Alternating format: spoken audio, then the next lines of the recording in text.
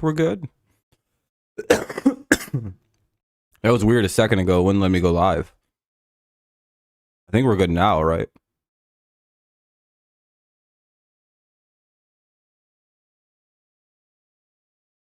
Okay, we're good. I just got a notification. Oh, that was weird. Anyway, one away. Badu gets out.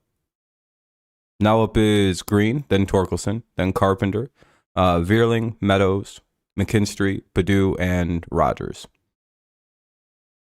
1-1 on Green.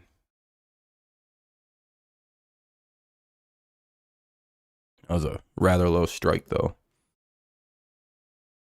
Just getting my chat up now. 1 sec. Ball 2.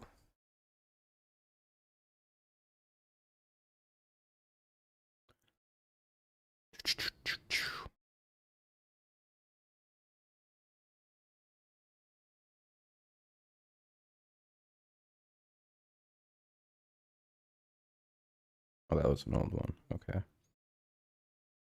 Yep. Raining in Cleveland. What's up, Nicholas? What's up, Jacob? Sucks. I think it's threatening to rain in like the state of Michigan, which is why this game was a little delayed. 3-1 on Mr. Green. Goatley Green. And play out. Damn it. Well, that'll be the second out of the inning. 2 away in the bottom of the first. No score.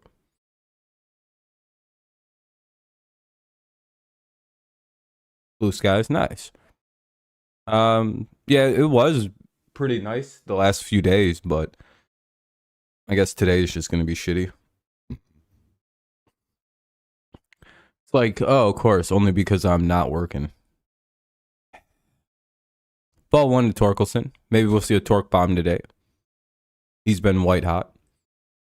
Tigers looking like they have a bright future. He's up to 23 home runs now. 4 for 6 with a homer this series, so he's been a monster. 1-1 on this count. What's up, Lamp? For who? The Tigers? I guess. Maybe for the Cubs. Tiger season's basically over. Unless a crazy September goes down and the Tigers like win 20 games and the Twins collapse. I don't think the Tigers are. Oh, for the Cubs. Yeah, I would say for the Cubs. Yeah, their playoff stuff. They got to win this game. 2-2 on Torkelson. Yeah, the Tigers are just playing spoiler and maybe trying to get in via collapse of the Twins. Steal the playoff spot, but it's highly unlikely. What's up, Dominic? You got your first football game? Nice, man. Are you nervous? Hopefully you guys do well. Hopefully you win. Foul ball, the count will remain 2-2. 2 away here in the bottom of the first. No score. Think you guys are going to win? Or are you guys mid as fuck? Fucking definite loss. I'm just kidding. Come on, let's see a torque bomb. Week 8. And play out. Well, that'll be the third out of the inning, so we'll head to the top of the second. Lines out. He gave it a nice ride. Bellinger just made a really nice play in right center. God damn. It'll be Bellinger. Oh, speak of the devil. Bellinger, Suzuki, and Gomes. Bellinger, Suzuki, and Gomes here in the top of the second. Bellinger robs what it could have been a double.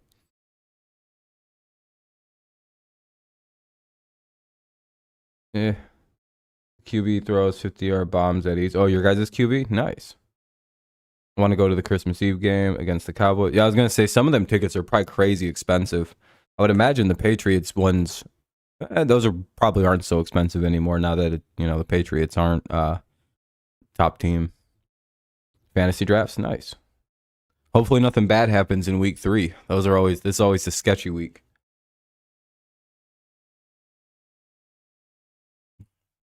Like I said, it's... Uh-oh. Is the stream still going on? What just happened? Did my stream end? Hold on a minute. Is my stream still good, or is my playback just fucking up? Okay, I think I'm still alive. Let me know. Are we all set?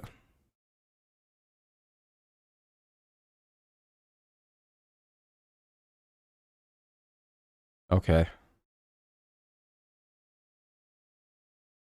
Yeah, it looks like we're still good. That was weird. Lions sold out season tickets, yeah, which is pretty crazy. The Giants actually had to go to a hard count against the Lions in a preseason game, or a silent count, which is, I've never really heard of a team having to go to a silent count in a preseason game.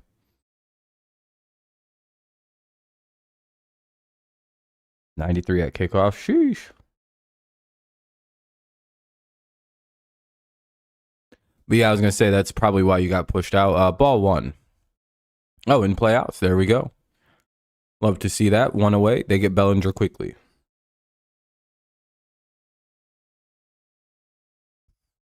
Bellinger's hitting 321 this year. Good God, he's come back. Whew, what a play by Scooball on the mound. Look what I found. Hey, by the way, thank you for the 10 likes, everybody. If you haven't dropped a like, consider doing so. Yeah, I wouldn't go to a game like that. Hey, you can stop spamming that, man. We'll time you out there if you need to be, or we'll remove you from the stream.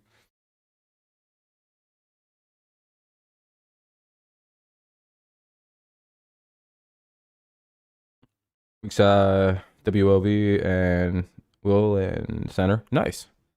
And play. Damn it. Looks like Suzuki gets a hit. Hopefully it's just a single. Oh no, it's a double. That ain't good. Laced it down the line.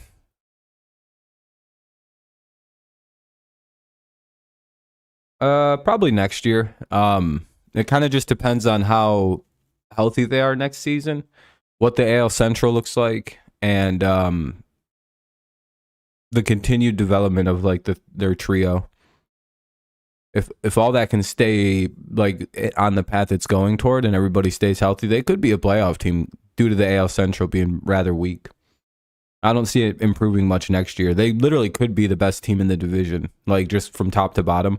Like the Twins probably are the best. But like if you look at the teams next year, it's like the Tigers are maybe like the White Sox are going to be garbage. They're like a year or two away. 2025. They got young prospects. Cleveland is very very very young and like limited on what they got. In all honesty, by 2025, the Tigers will be the best team in the division, and it might be like aggressively the best team in the division. With the White Sox and then Guardians being close up, like, in second and third. And the White Sox did get a bunch of really good prospects, but hey, that's the second out of the inning. Runner tags, gets to third. So the Cubs do got a guy at third. All they got to do is get the third out, though. But it's Candelario hitting, and he's been pretty good this year, and especially been good against us. So, yeah.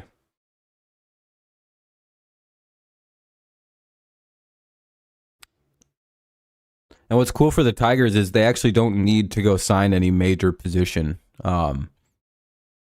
Like they can like go get a luxury player if they want, because they have so many young promising players all across the diamond. It's like they don't need to go make any major moves. Maybe sign a major pitcher. But again, their starting rotation is full of a bunch of young potential good arms. So there's like it's a pretty good spot to be in when you're Detroit, because again they have a young player in every position in the minor leagues that have potential. Maybe catcher. Yeah, the Braves seem to be set to win the World Series. Unless the Tigers get in. Don't let the Tigers get in the playoffs. 2-1 on Candy. If we get in the playoffs, we're winning it. It'll be one of the craziest things that have ever happened, but baseball will totally try to rig it for Miggy to win.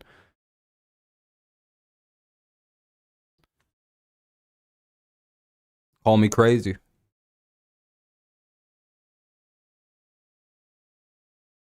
I'd laugh so. Ah, damn it, they scored. Why did he throw it right down the middle? The easiest score ever, just a fucking home run. Another double. Yeah, he pitched it right down the middle. Just an easy double for Candelario. I'm surprised that wasn't it was almost a home run. Lucky that Comerica's kind of a deep ballpark. Boo. No. Anyway, 1-0 Cubs on RBI double. Yeah, you can't throw that right there. That's just an easy hit. Anyway, strike one now to Wisdom. I remember this guy. This guy was supposed to be the shit. This Patrick Wisdom. Turns out he hasn't turned out to be that good. High OPS though. It's like 780, 768. That's not bad for a 190 average. 790 OPS, 199 average. So basically 200 with 20 homers. Yeah, I didn't think he was going to be that. That's pretty, he's a home run or miss guy, eh? Kind of like me. See, if I had ever made it to the majors, I'd have a stupid stat line like that. I'd be hitting 170, but it'd be like 41 home runs. It'd be like, well, what do we do with the guy? He's got 40 home runs and 97 RBIs. Yeah, but he struck out every at bat. He doesn't hit a home run in. It's astounding. He literally sees an average of 3.1 pitches in at bat. We don't even know how he's in the majors. He is terrible. But boy, does he got some pop to him. See, that's how you stick around in the majors. If you can hit like 35 plus homers, you can actually get away with like some real garbage. Hey, there we go. We struck out Wisdom. You can basically just hit under 200 and survive, but you got to hit like 30 plus homers a year to survive like that. Right now it's Miggy, but once Miggy goes, boy, I'm thinking Torkelson. The amount of defense I've ran on Torkelson has been, it's finally paying off, and now I get to rub it in people's faces. But also, maybe scoop ball. I really like pitching. Pitching's become one of my favorite things in baseball. And I've noticed that like 90% of my favorite baseball players of all time are all pitchers, right? Like I noticed it the other day, like a year or so ago, and I was like, I love offense, and I was like, wait a minute. Let's see, my favorite player of all time is Miggy, so that kind of like weighs it weird, right? But then like you look at my next favorite players, it's like Greg Maddux, Trevor Hoffman, Mariano Rivera, Justin Verlander. Those are my top 5 favorite players, and it's like, oh wow, that suddenly changed. Like hitting is cool and everything, but like, you know, like great pitching is unreal. Like those 4 arms I just mentioned are probably 4 of the greatest arms that have ever been in baseball. Mookie, yeah, Mookie's a great player. Like you got Maddux, who's the ultimate framer. You got Trevor Hoffman, who's the second greatest closer ever. You got Rivera, who's the greatest closer ever. And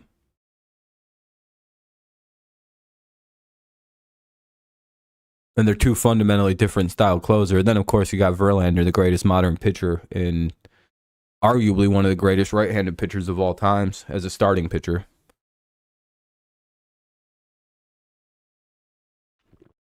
Speed, power, ability to just fight. Like every time, dude, there was a time when Verlander used to pitch. If you're a Tigers fan, you know this. It would be like until he gave up the hit. In your head, you're thinking this guy might throw a no-hitter tonight. I'm not lying. That was literally the feeling you had every single time this guy would take the mound in the year he won the MVP. Like if he could get through the first without allowing anything, he would go to like the 6th or 7th inning routinely without allowing anything. I'm talking like just striking dudes out, fucking weak flyouts and shit. Kerry Carpenter's up with a 2-1 count. What's up, Kevin? JV was real magic shit for most of his career here. He might be a unanimous guy, the more I think about it. But the writers seem to hate his guts. I'm not really sure what it is. 3-1. I'm not really sure why it is, but the writers seem to just not like him the way that they should. And I'm wondering if that kind of fucks him on the unanimous Hall of Fame thing. It's a full count now on Kerry Carpenter. Because he should be, right? Like, there's no reason to not say he's a... Yeah, I seen earlier today he's back from injury, but he got sent to AAA.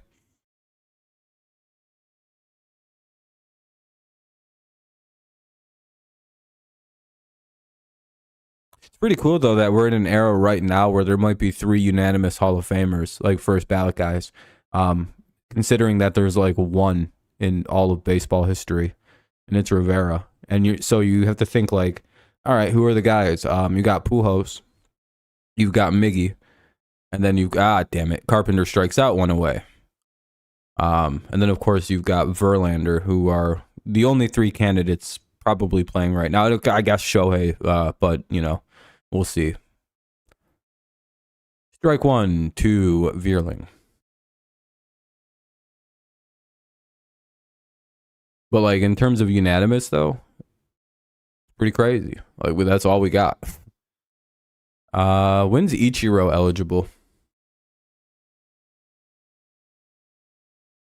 The only reason I think Pujols and Miggy might get in is because they're massive power hitters, 2 of the greatest right-handed hitters in the game's history, and they were clean players in the steroid era. That shit's gonna weigh so heavy for the voters, and they're both beloved by the MLB and the writers. So it's gonna be real weird if anybody votes no for those 2.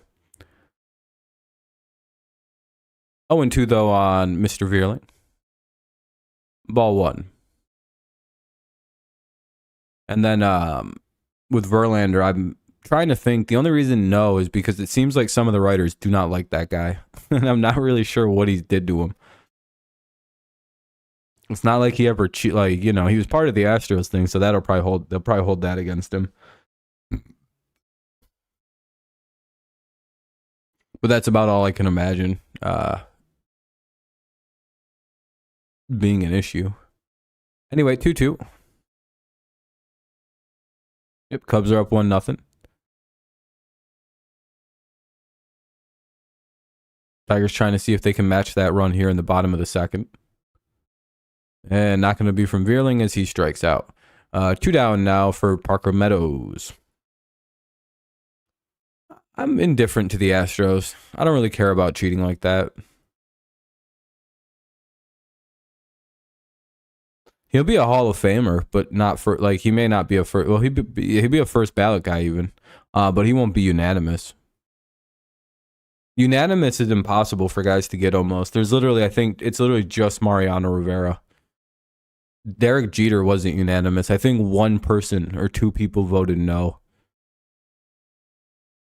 Do you know why do you know why the 1 person voted no? I'll tell you the exact reason. They publicly said why. He never won a batting title. That's how picky they are about the Hall of Fame. He never won a batting title. He never led the league in average. If he would have done that once, the guy said everybody would have voted yes. That's unanimous right there. The one you can't be missing anything to get unanimous Hall of Fame. And Miggy and Pujols are about as close as you can fucking get. It's like those. That's Miggy's triple crown is going to be very important.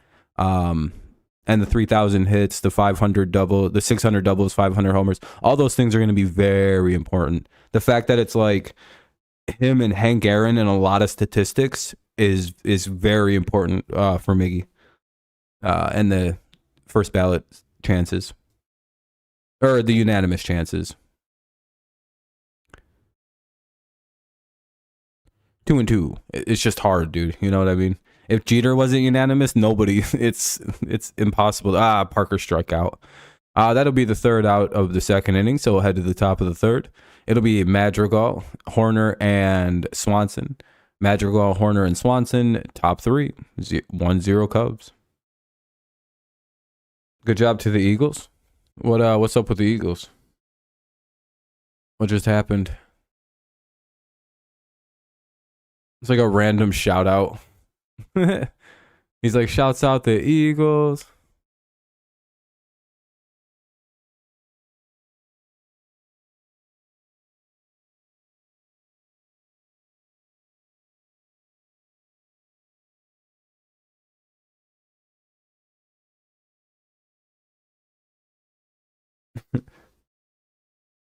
Oh, yeah, I guess.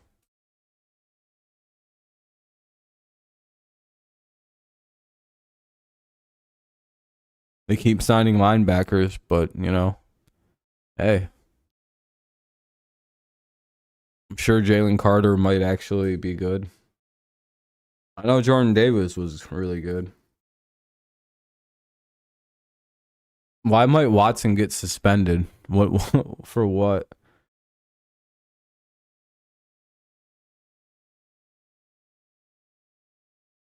Hell yeah, OG. Fuck your baby. It don't need to eat. Your wife should, you know, it can go straight to the source. It don't need no fucking fancy formulas.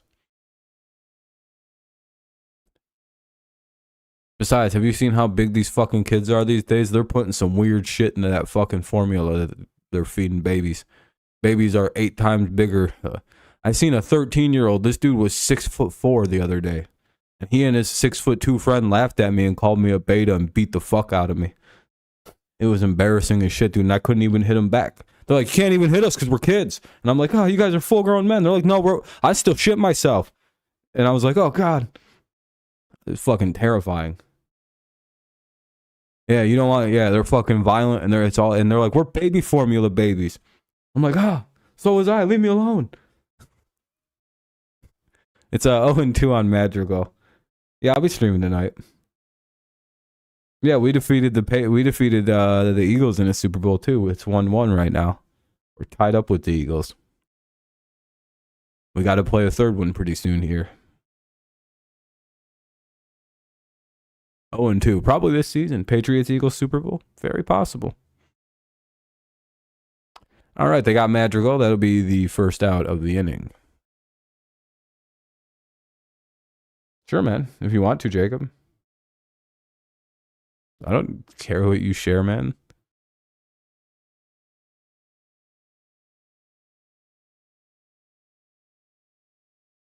When was the last time you got any titty action?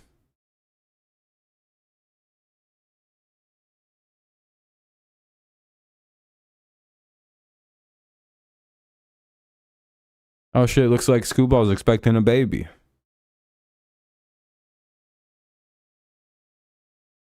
Oh, Scooball's got a hot Asian wife. That's pretty cool. Horner got to hit. That's not good.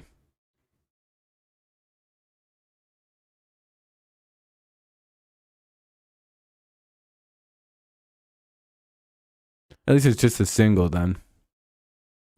Means a double play is in order. Swanson to hit now with a runner at first and 1 away.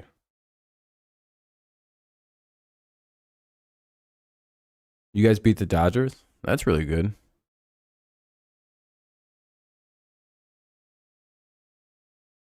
Ball 1 inside.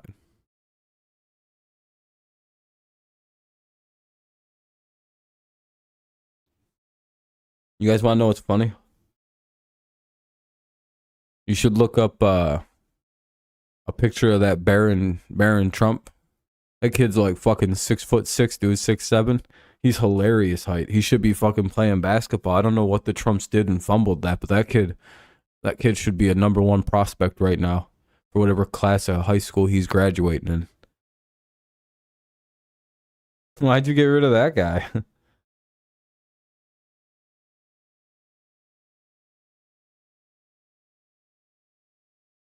Why'd you time that guy out? What'd he do?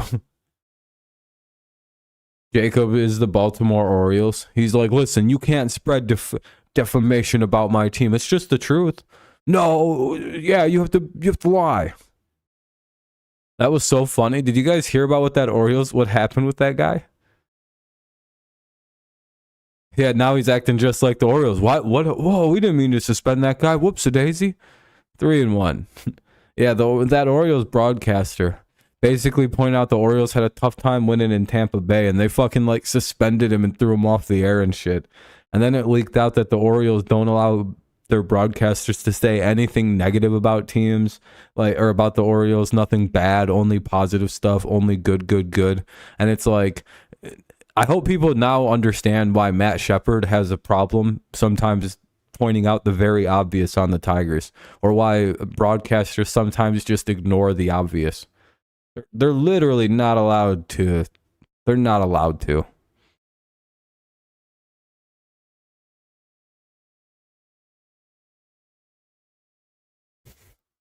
Like they're literally, it's in their contracts. You're just not allowed to say anything bad about the teams. Why do they just ignore it? If they say something, they're gonna get fired. That's a walk though, so it'll be 2 on, 1 out. Bad start to the inning here. Need some outs. 1-1. Hap the hitter. Hopefully we can get him to ground into something. You're good, Jacob. Just don't let it happen again. Pretty sure that guy's a troll anyway, so it's not really a big fucking, who really cares? You know what I mean? I don't really care about accounts made today. It's like, wow, you just made a YouTube account in 2023? That's weird. Like today? You just finally decided today was the day? And I'm the very first YouTuber you happen to watch? Holy shit. Is my channel that well broadcasted with my 25 live viewers? Damn, that's insanity, bro. If you haven't dropped a like, consider doing so. It might get us to the like goal of 20 pretty quick. I have no idea how many we're at. Probably like 10 or 11. So, if you haven't done so, make sure you do. 2-2. They try to steal third. And, wait a minute. Hold on. It was a double steal, so they got second and third. But I think they might have got him at third.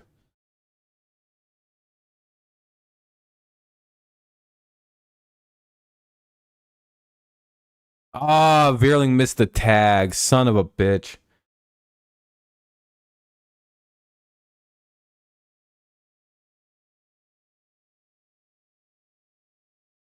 He might have swiped his hand right there. It was a really good throw by Rogers, but Veerling, yeah, there's not even worth it to challenge. Son of a bitch. Veerling messed that up a little bit.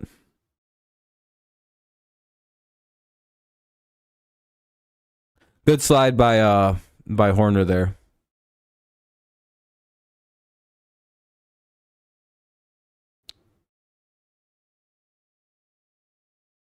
Damn it. Hey, they struck out Hap. Maybe they can get out of this little jam here with a quick out here. Oh, fuck. Bellinger's up. Uh-oh. That isn't good.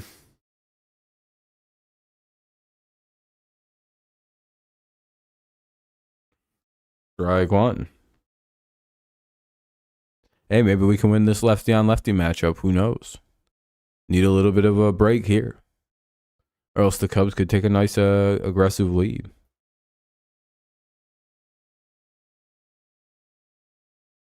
Would be insurmountable.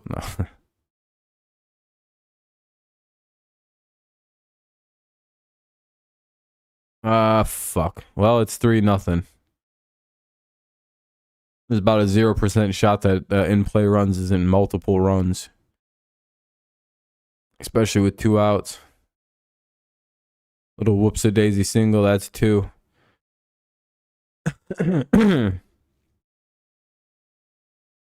Well, GG. Yeah, I don't know why Jacob went crazy on you, Lamb. He hates your guts or something. Strike 1 to Suzuki. Well, Jacob might disagree, apparently. Sheesh.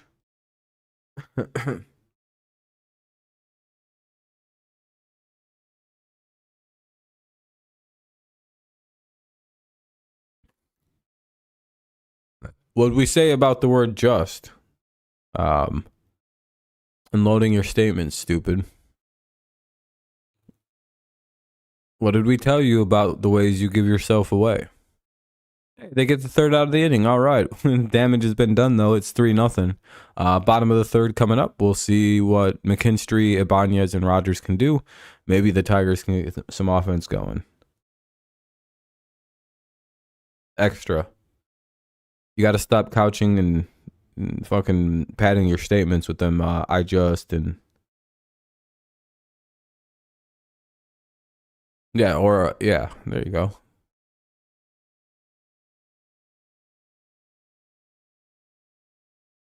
Yeah, because you give yourself away when you do it the other way, you know. Plus, like, dude, like, you got to have an account that's older than today. Like, what are the odds that someone just made their first YouTube account and came to my channel?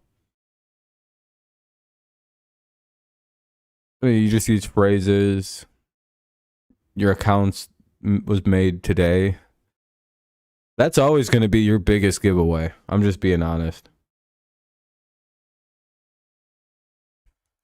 Yeah, I know that extra, but like this is your, yeah, that's what I mean.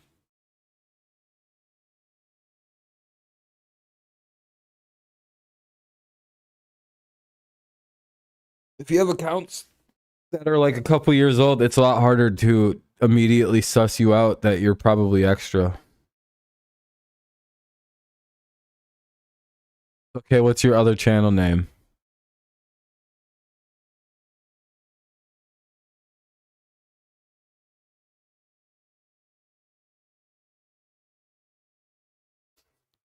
Problem is, I think I banned all your other channels, so I don't know if you can even get on your older ones. I don't know who that is, so okay.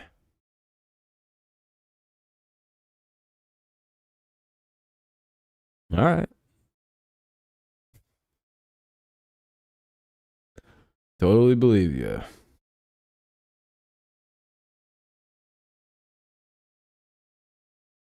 Yeah, I got you. Anyway, ball one to McKinstry.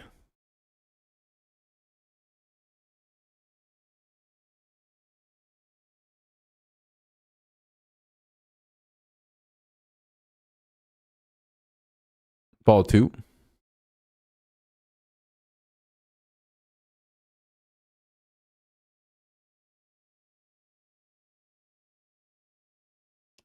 For sure. 3-0. Good start to the at bat for McKinstry. Kind of what the Tigers need here. Get some runners on, get a couple of them runs back. A good take. 3-1.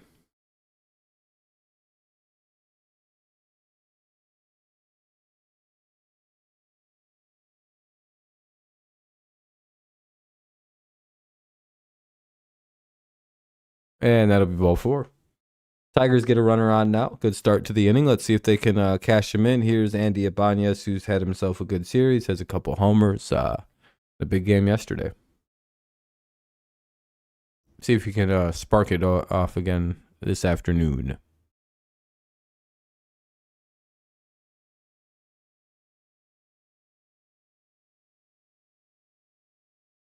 Voila.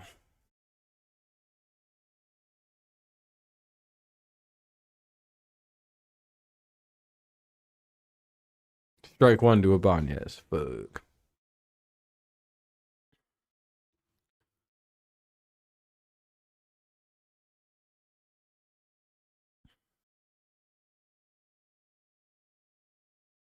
Not really sure why they timed you out.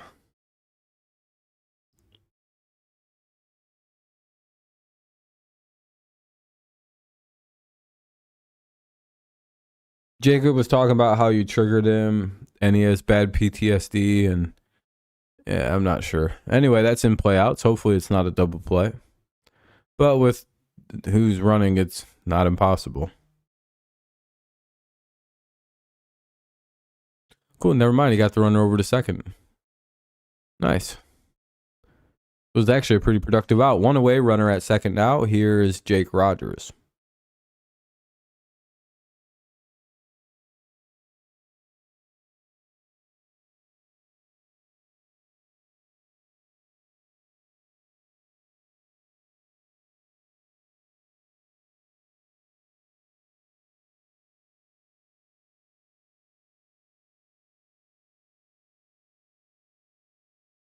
Hey, we're up at 15 likes, by the way. Appreciate that. If you haven't dropped a like, consider doing so. Helps the stream out, get some more people in here. Especially if you're just in here watching and not really chatting or anything, make sure you drop one. Or else you get beat up on your way to the bus stop. You don't want to deal with that, do you? Anyway, 1-1 count for Rogers. 2-1. Sweet, appreciate it, man.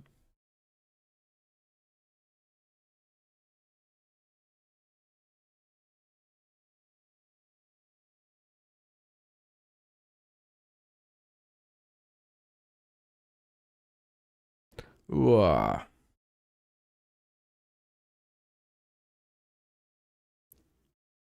didn't play outs. Fuck. Then maybe it got the runner over to third. Maybe we can get a run in this inning. That would be pretty cool. No way.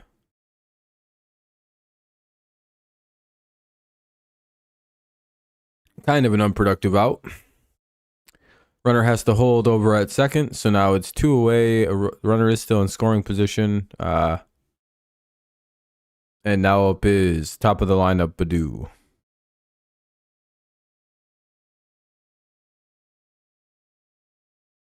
Yeah, I was going to say he's good. Ball 1 to Badu. Almost got pulled off the bag, but I think he was able to keep his foot on it.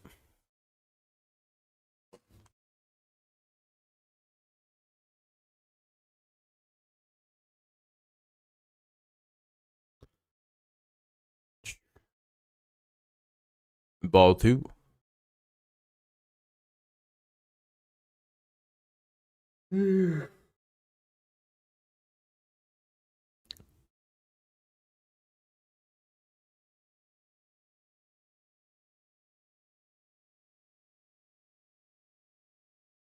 Hey, good start to the at-bat. Ball 3.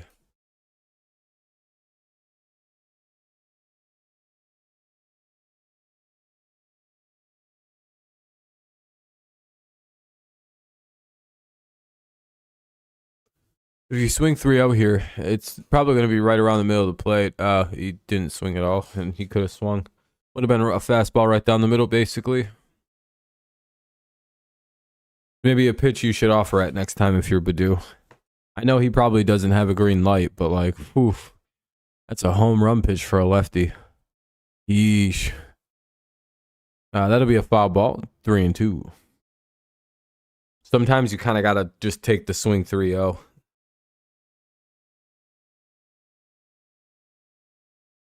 Can't let him get away with right down the middle. Make him earn it a little more than that.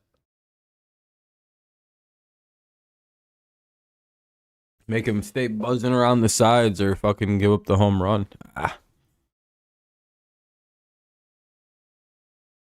Oh, that's the third out of the inning. Tigers get a guy over to third, but do not score him. And we'll head to the top of the fourth. Tigers still without a hit. Cubs are up pretty good in the game. Not looking great. 3-0 Cubs, top 4.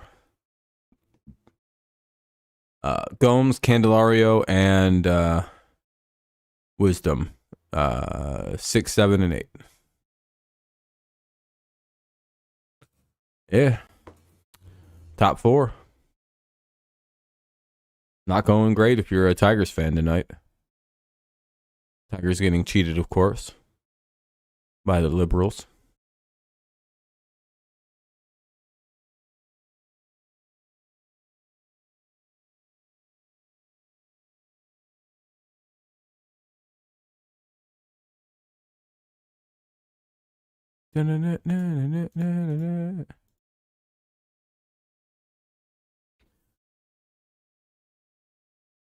Bum, bum, bum. Yeah, I don't know. We're just waiting for the game to come back on. What is everyone up to who's listening along? Make sure you drop a like on the stream if you can. Help us out. Yeah, it's still early. 100%. It's still the 4th inning. So, not a big deal.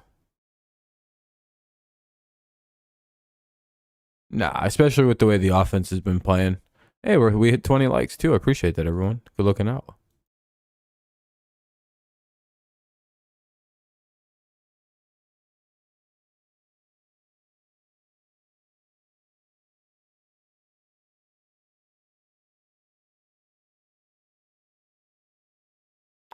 Appreciate it.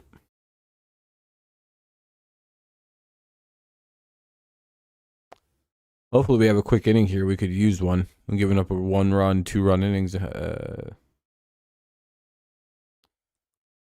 Not exactly an ideal start to the game.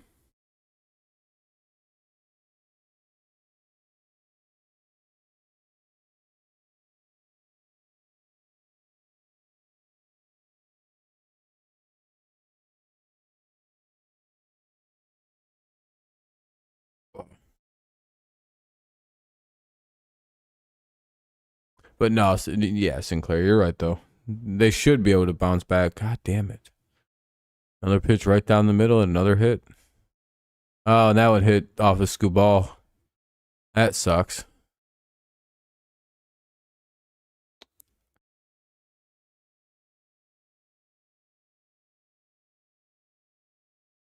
And he's not looking great.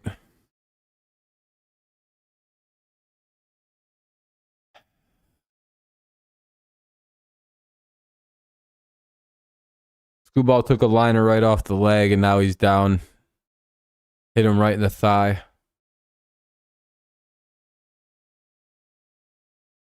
Where'd that hit him? Oh, right on the side of the fucking leg, dude. Ow.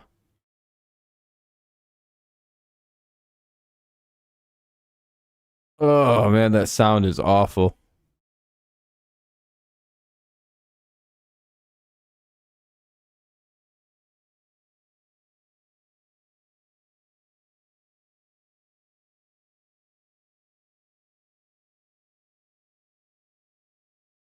Hopefully he can still... I'm sure it's more of a shock pain than anything. I'm sure he'll be all right. But boy, oh boy, this first 5 minutes of that one's going to be about a bitch.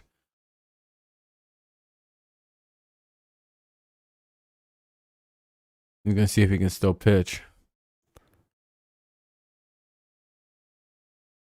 He should be all right. Once the shock... yeah, he's not even going to try. Fuck.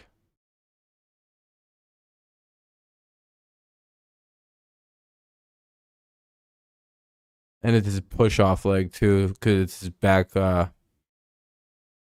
his left leg, so it's going to be his push leg.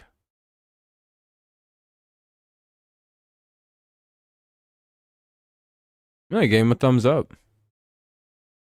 They want to see one more. They're like, keep pushing.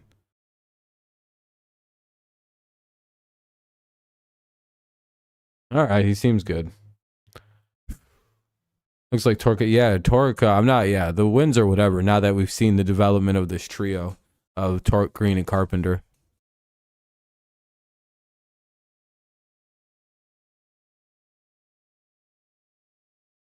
All right, they're gonna let Scooball stay in the game. Looks like he just took a nasty liner. Man, it probably just hurt like a motherfucker, dude. That bruise is gonna be gnarly.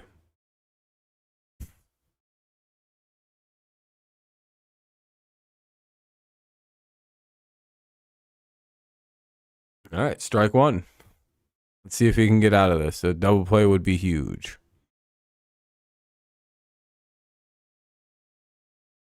Especially with Gomes at first. And a first baseman hitting Candy. We know he's not the fastest, so a double play is in order. 1 and 2.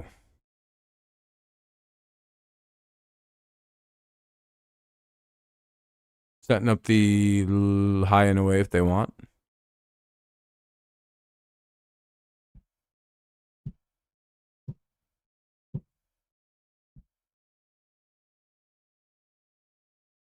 Let's see what they throw.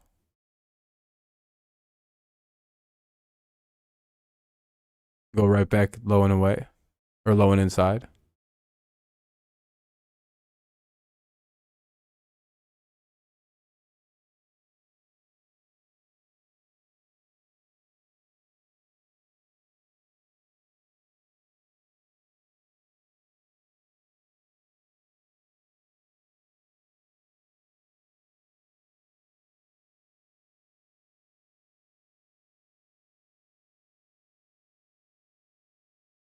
Damn, they went right back to the exact same spot. They really think they're going to get the out on. They're either trying to set up a pitch or they really think that they're going to get that out on that pitch.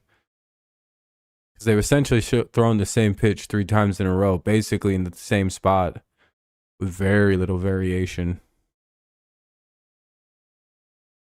And that was almost an easy double.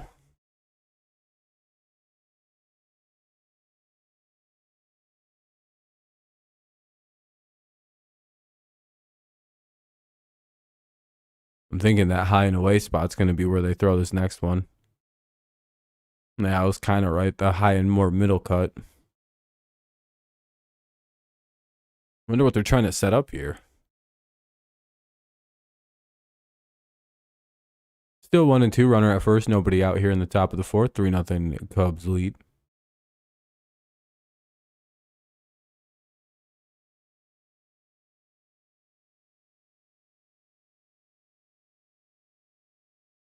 Hey, they struck out Candy. There we go. They went back to that pitch. They threw the same pitch start about 4 times.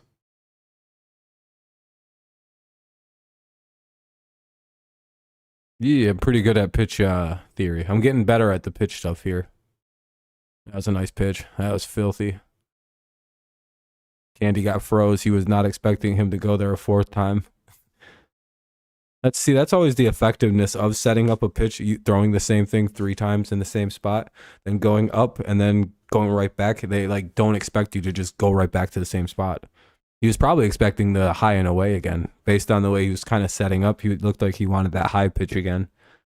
And the fact that it broke low and inside again, he was like, what the fuck?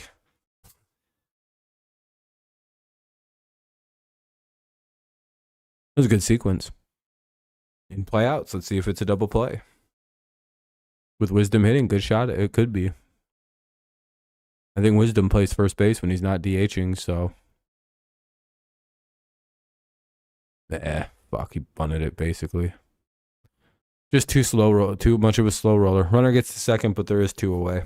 Here is Madrigal, known Tigers killer.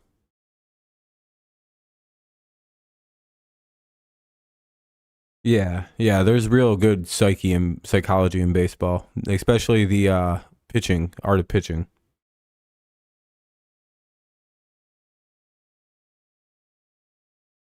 I think that's why Greg Maddux was so good at pitching, despite not having like, overwhelming shit. I feel like Greg Maddux had the ability of like one of the most average pitchers to ever play baseball.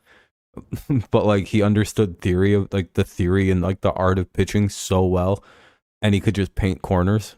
It's just like, I'm gonna throw this 89 mile an hour. Oh, god damn it, dude. In play runs. This is not Scooball's best start. Getting shelled a little bit. 4 runs. But dude misplayed it a little. He's like throwing bad balls to people. Like, I don't know why he's going inside to righties and shit.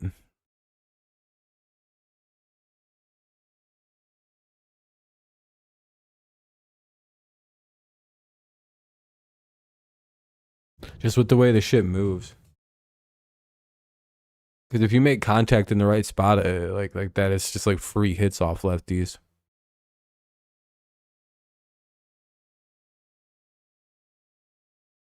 Yep. Yeah, fucking Maddox was a menace on the mound. Because he'd figure out where the ends of the strike zone were and then like work the corners as far as he could to the outside.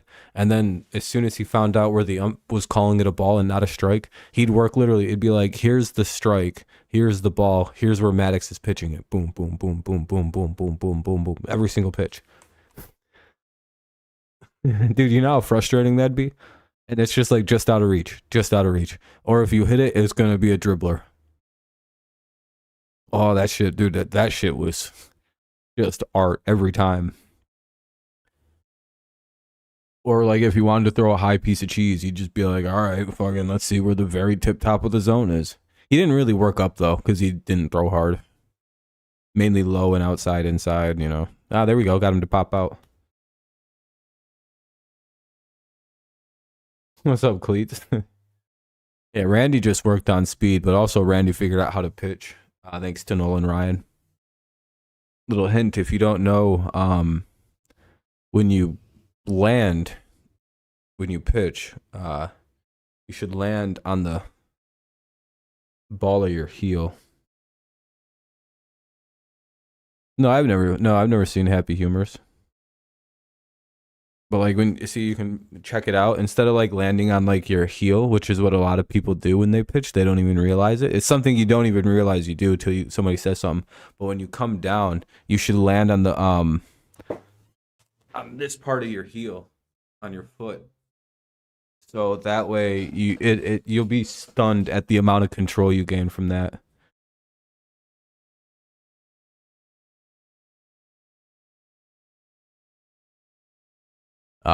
With that motion. Fun fact, little Rob pitching tidbit. I know a lot. Trust me, I know a lot about pitching, like more than I probably should. It's something I'm like, man, if I have kids and they want to play baseball, this kid's gonna be a monster.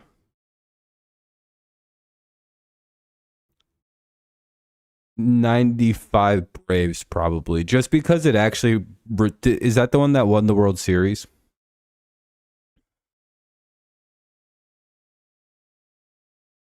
And like the problem with that rotation and why I would say it's a little not as good as the Braves one is because Porcello hadn't quite developed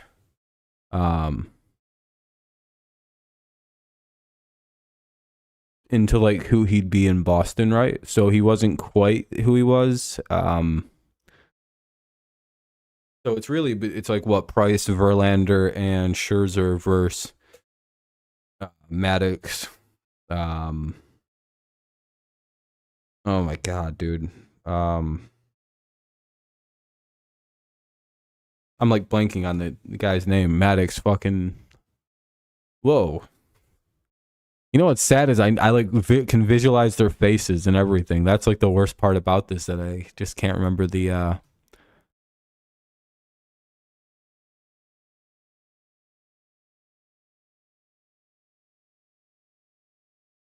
yeah, Smoltz. There's a third one. Anyway, it's Green, Torkelson, and Carpenter. Let's see if we can get some going here. 1-0. 1-1. Foul ball. 4-0 Cubs here in the bottom of the fourth.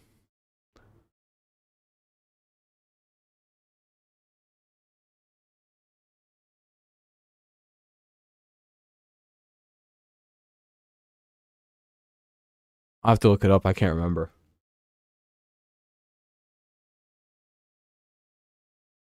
Tom Glavine. I was going to say Glavine, but I wasn't sure. I was like, fuck, is it? No, that's the Mets. I was thinking Mavin on the Glavine was on the Mets for some reason. I should have trusted my gut on that one. I was like, it's somebody other than Glavine. Yeah,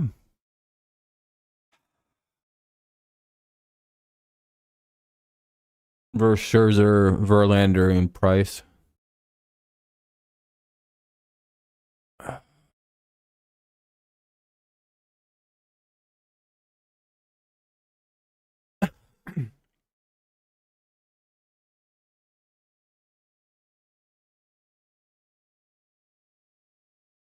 Verlander clears all three of them, and that's a big fucking problem. Scherzer clears probably Glavine. I don't know if Price clears any of them. That's the problem.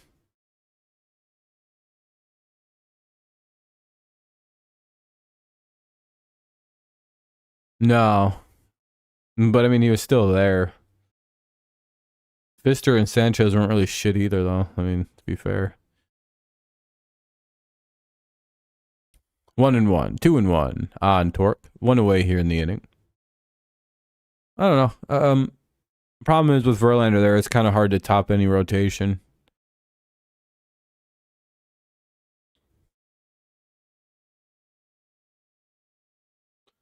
I'd probably take the Braves just because, again, I think they did wind up winning the World Series. So, you know, they actually got the hardware to back up the great year. But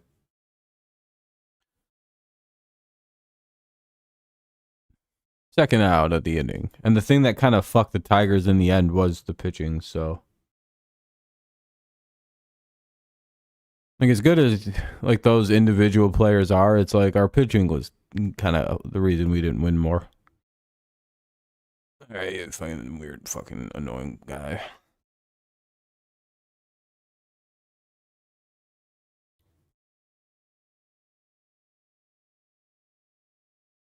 If we can just go 2-11, I'll be happy. Oh, 2-1. What in preseason? I don't care about record in the preseason. Yeah, I guess that they kind of were the reason we didn't win the World Series, the pitching though. So I'll take the Braves staff that actually won the World Series. So I have to go Braves. I don't really care what you do in the regular season. That shit's so fucking irrelevant to me. Like, wow, the only thing that matters about the regular season is did you make the playoffs? If the answer is yes, then you had a good regular season. If the answer is no and you're not openly rebuilding, then you had a bad season. That's just kind of how it plays in my head. Make the playoffs, pretty good year. Did what you were supposed to do. The rest is kind of a crapshoot in that round. Who's healthier? Who gets hot? It's it's just. But so logically I have to go with the Tigers ultimately lost, and a lot of it was due to bad pitching. So I mean the offense went cold, but like it's not like the pitching was any better. We were getting teed off on by fucking Pablo Sandoval. Ugh. And that'll be another 1-2-3 inning. We're getting no hit by Jamison Talion. Well, yeah, that was a big problem. Well, you mean Victor Martinez, Prince Fielder, and Miguel Cabrera wasn't fucking effective? Gerald Laird? What? We weren't fucking 99 speed Tigers? Good luck pitching to that lineup. If one guy gets a single, though, we're in big fucking trouble here. Well, you don't think that was a good combo of guys to have all batting, and Placido Polanco's the skeleton of Polanco? Yeah, Delman Young, the skeleton of Polanco. What the fuck else was running around out there? God damn, that was a slow baseball team. We used to think Prince Fielder was fast because that was just the fastest guy on the team.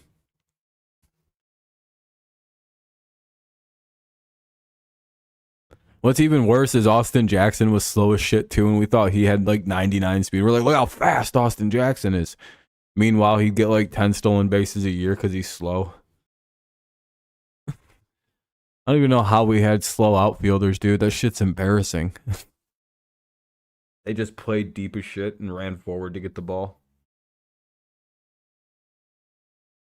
I've often said if we put this exact pitching staff on that Tigers team, we probably win multiple World Series. If we have, again, this exact pitching staff with the Tigers we had in the 2010s, we win a lot of World Series with that team. We could win 2 or 3 straight.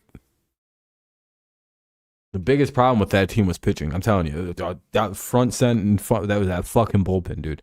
You put not even replace the starting pitching, just put this bullpen on that team, and we are a perfect baseball team.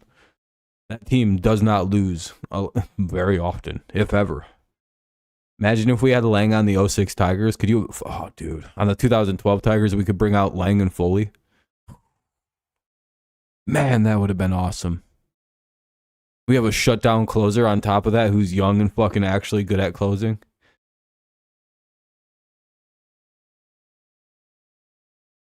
Yeah, he was a terrible base runner and kind of bad at fielding.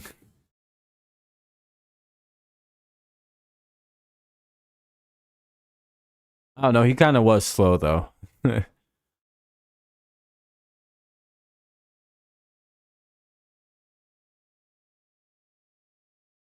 Yeah, that was awesome. Yeah.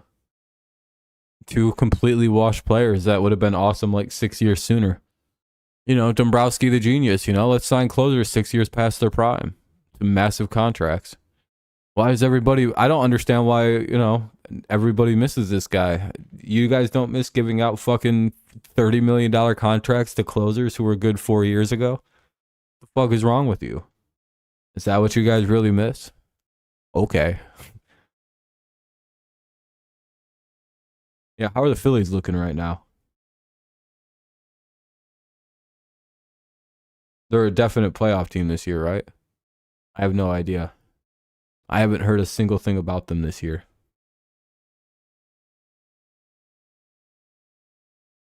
Anyway, nice strikeout there by Skubal. One away. Now up is Hap.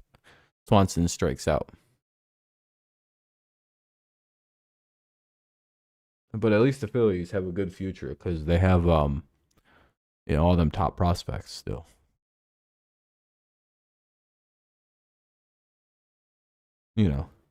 All them good young players that they traded away this offseason. 2 away now as they get Hap to get out. Now up is Cody Bellinger. Like trading for fucking Gregory Soto.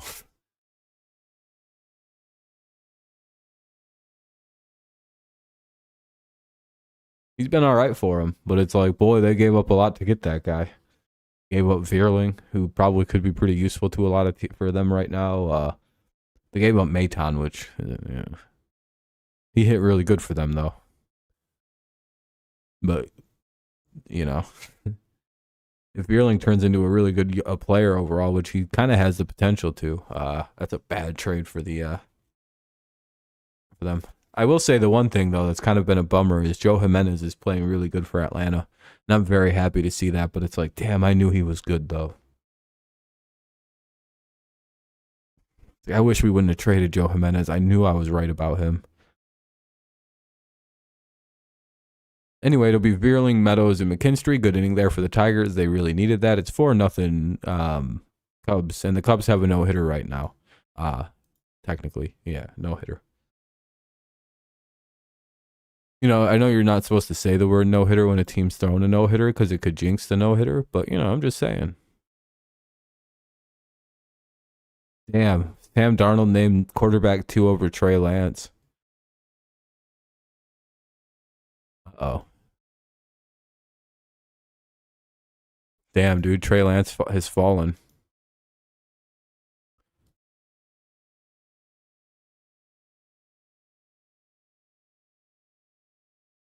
Oh, Phillies are in the playoffs right now? Well, I stand corrected. I had no idea. I just hadn't heard anything about him. Thanks for letting me know. I wasn't trying to say if they were or weren't a playoff team, by the way. I genuinely didn't know.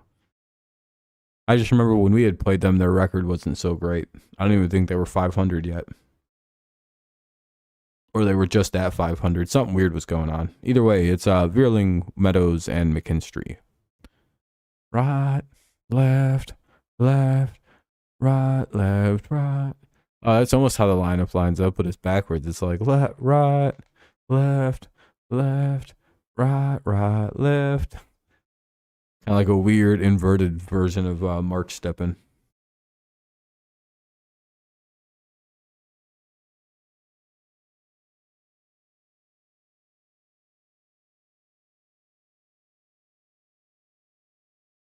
Somebody with a weird gait. Strike 1 to Vierling. About to hit a V-bomb. Matt Vierling's a hard one to come up with a fun nickname for, too. He doesn't really hit home runs, though.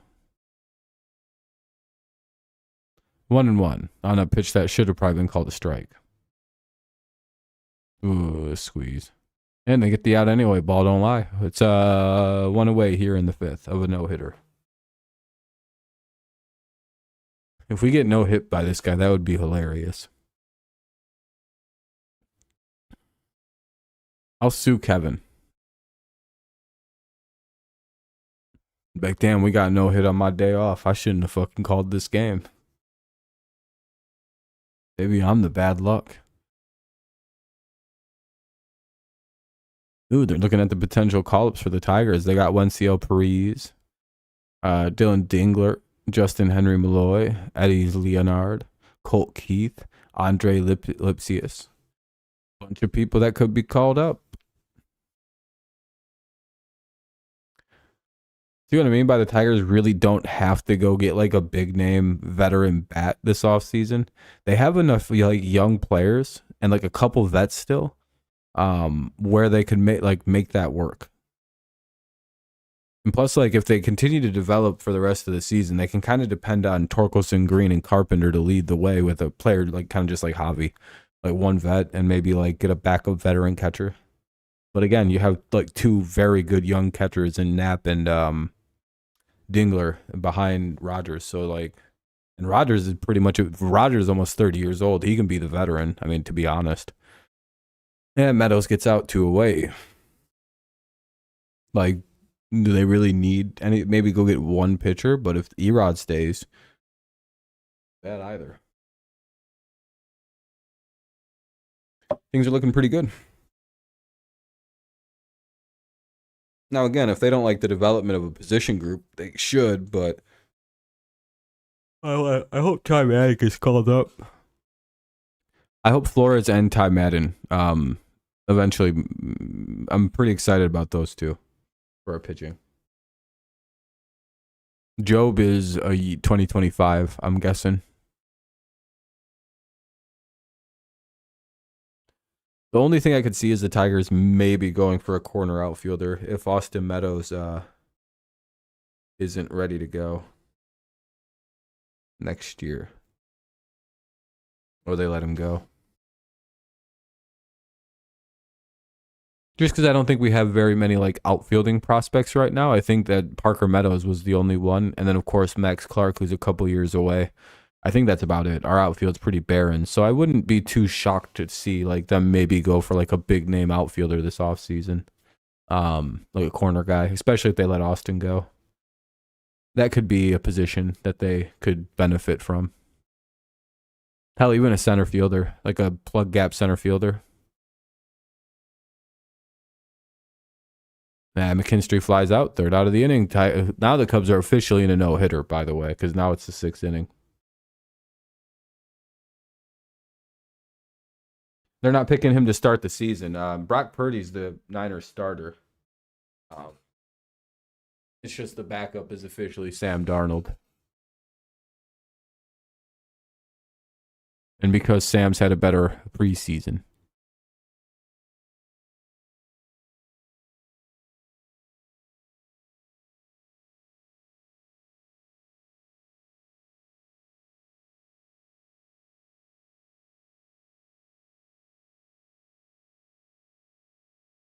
Anyway.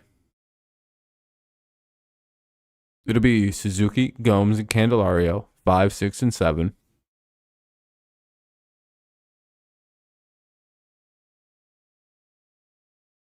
Yeah, the pitching seems to be dog shit in the minor league, especially at AAA, and that's mainly because like all the guys are about a roster spot ahead of where they're supposed to be. And what I mean by that is like guys who should be pitching in AAA are pitching in the majors right now for us, and guys who should be pitching in AA are pitching in AAA, and you can see where that like continual ladder kind of creates a problem.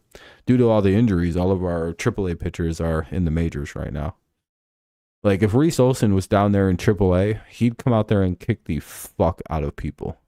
Like, you know, on a more regular basis. Like he, you know what I mean? Like he would look way better in AAA, both like non-zero number of players that should be in AAA on our roster. But we got injuries, you know.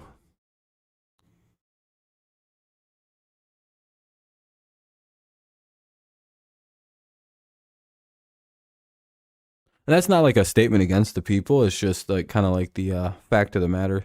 Anyway, ball 1 to Suzuki. If you haven't dropped a like on the stream, consider doing so. Helps it out, get some more people in here. Stream's dying a little bit, so make sure you drop a like to help us out. As it's your fault the stream's dying. No interactions. If you haven't chatted or dropped a like, you're the reason. Good job.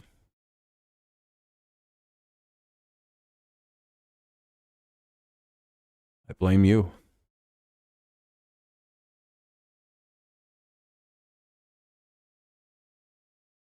We're all shaking our head in disappointment at you. Fucking embarrassing. Anyway, 1 and 2 on Suzuki. Oh shit. Foul ball. That was gonna be a double. I will say the one thing that's good though is that Parker Meadows plays center field, and now Riley Green can go play right field, which is better for our outfield long term.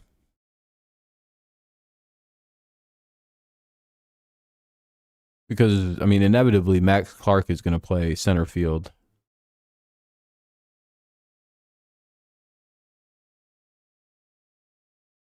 Yeah, the Tigers won 24-10, which is or the Mud Hens won 24-10. John Grubb? Who's John Grubb? The Grub Man?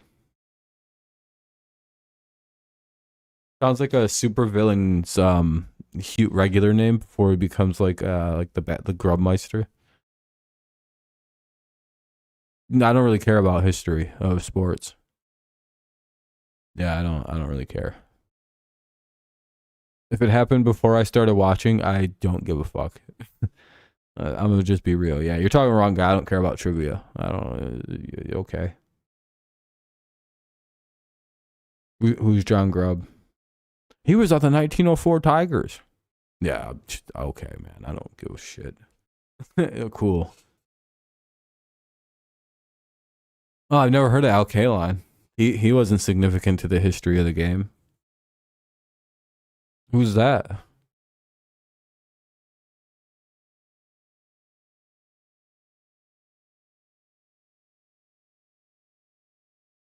You mean the guy they constantly talk about and everybody talks about is one of the greatest outfielders in the game of baseball? I don't know, man. Never heard of that guy. The guy who played since he was like fucking 18. Yeah, I don't know.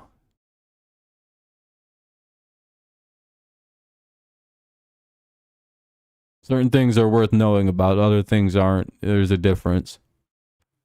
John Grubb, who gives a shit? Al Kaline is part of the history of baseball. Two different ways to look at it.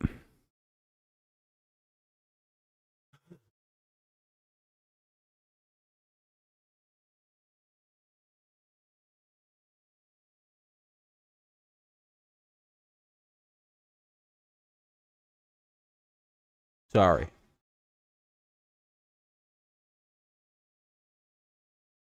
Danny McClain had a 21 season. Hadn't heard that name in. See what I mean? It's a player that just people are just like, oh, that guy, that was crazy. Like,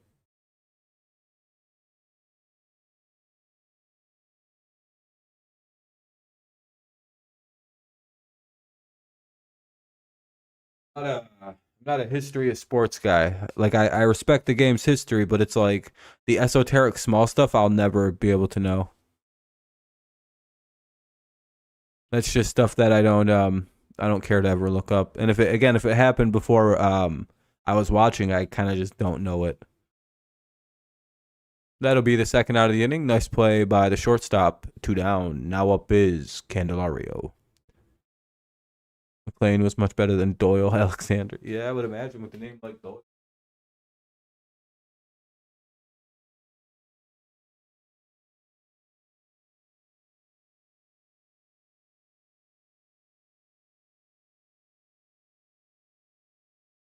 Bad first name. Good good last name.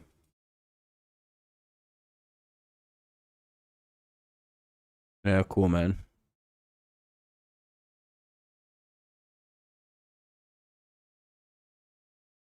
Dude's like 15 looking up just old pitchers' names.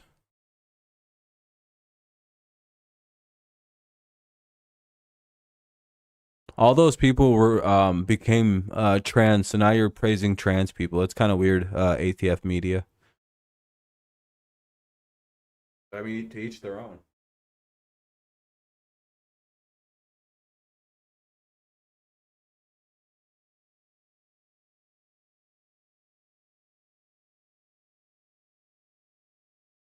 Astros next series, yeah, that's gonna be tough.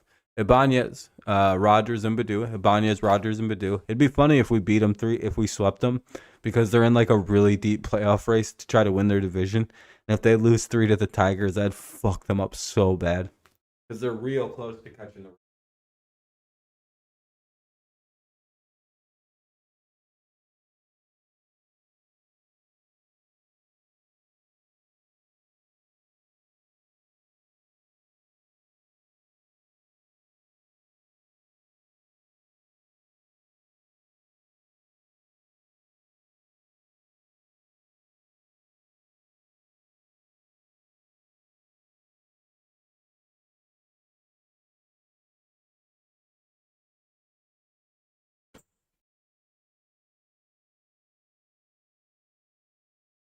All right, now we wait for the bottom of the sixth. We'll see if the Tigers can get some hits going. Getting no hit right now, not good.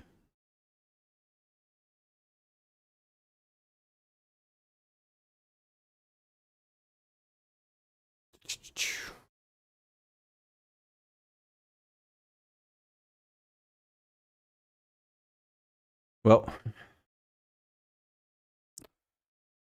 let's hope we don't get no hit tonight. That would be very embarrassing.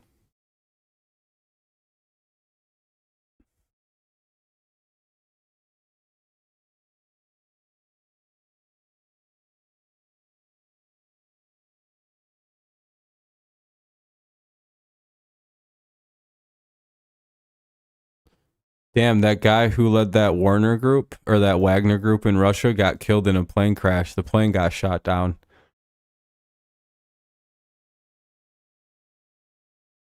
He tried to lead the coup. They killed him. Well, that's not very shocking.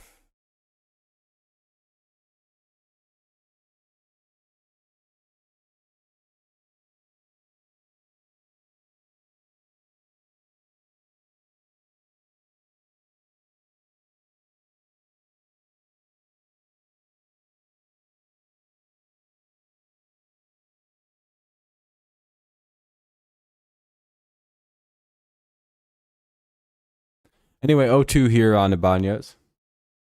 Zeke, hopefully he can provide some red zone offense for the Patriots, an area we've been pretty bad at lately, especially in short yardage. For whatever reason, we're really bad at like 3rd and 3s, like under 3rd and 5s, and under 10 yards to go to score a touchdown. Hopefully that results in more TDs this year and less field goals. Hey, Ibanez gets a hit. There we go. We break up the no-hitter, just like you like to see. All right, say goodbye to your no-hitter. We cursed it. We jinxed it. We sent it on its way. Good job. We jinxed that shit right out of existence. All right, time to score some runs now. Let's see Rogers hit a 2-run homer. Get this game back in order. 4-0 Cubs, though, here in the bottom of the 6th. Tigers finally get a hit. About time. 1-1 count. Talion is still dealing, though. It looks like that was a pretty nasty pitch.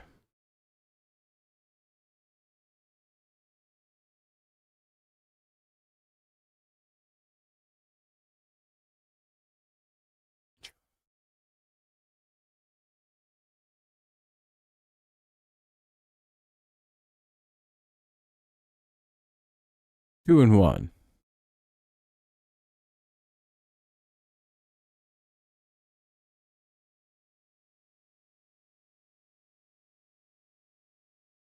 Dun, dun, dun, would be cool to see a hit now. Done.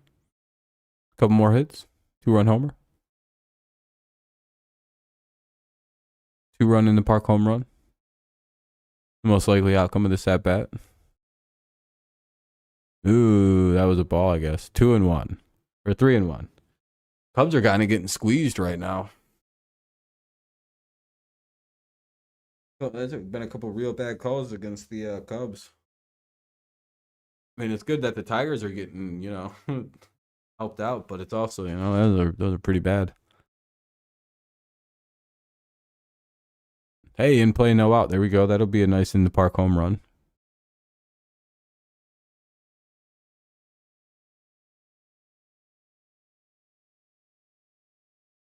Or a single, but either way. Hey, a seeing eye single, too, has somehow made its way through the infield. The ball had eyes, and now we got 2 on, nobody out. This is starting to look like something going on. Here comes Badu, ready to do what he do. You guys like the rhymes there? Was that pretty good?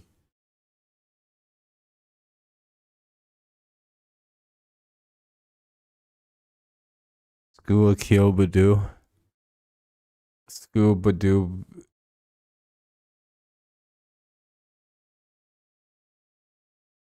You should just said Scooby. I don't know why you didn't just do Scooby.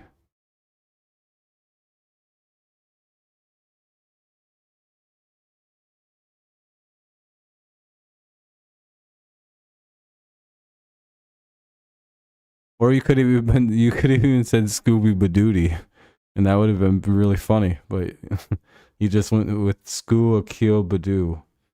That doesn't even sound good. Skoo Badoo. I guess that, like, if you say it in a very specific way, it sounds like it. But it's not Bidoo, it's Badoo.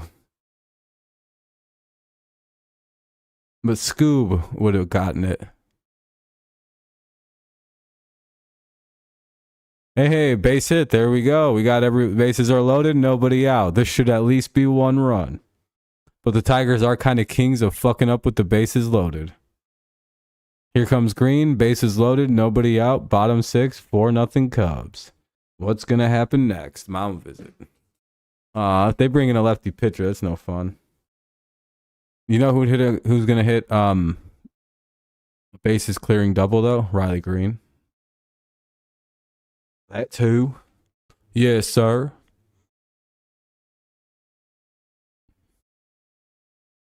Bill Dotrieve.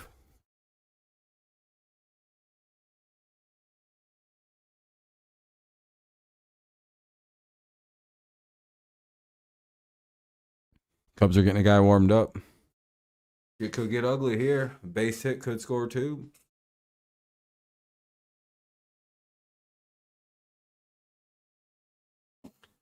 Oh, by the way, tonight we'll be playing Madden 24 for anyone interested. That should be pretty fun. I think we're going to do Superstar mode. I think we're going to have fun with that. I don't want to do franchise. It's kind of boring for me. Plus, we can fucking bust out a lot more games doing Superstar mode.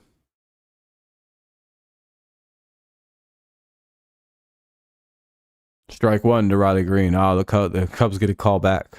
That was pretty low.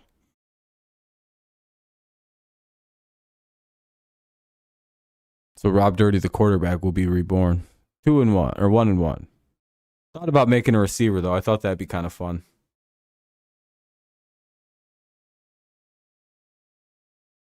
I think you can make a wide receiver, and if that's the case, I'm very tempted to make a wide receiver.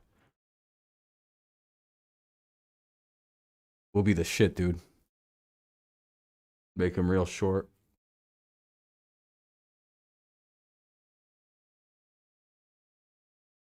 Anyway, 2-1 count on Green. Nowhere to put him. Kind of got a pitch to him here. And a couple killers follow him up in the lineup with Torkelson and Carpenter lurking.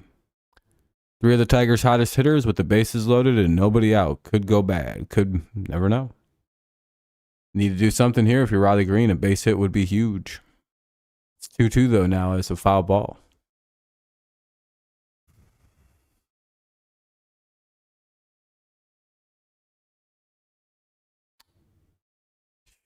Need a big hit. We need a batter, not a broken ladder. Ah, Riley Green got out. What a loser, dude. Fucking boo. Trade him. He is not him. All right, here comes Torkelson. Grand slam. Let's go. I already predicted this. The Torque slam. Oh, fuck. Strike 1. He's trying to hit a home run right now. Well, that's good, but bad also, because this could be the... Like, we're really bad with the bases loaded. No out. It's almost like a clinic on how to fuck up with the bases loaded when we come up. This could be bad. We just need at least 1 or 2 guys. Ah, Jesus. Yeah, that swing tells me home run.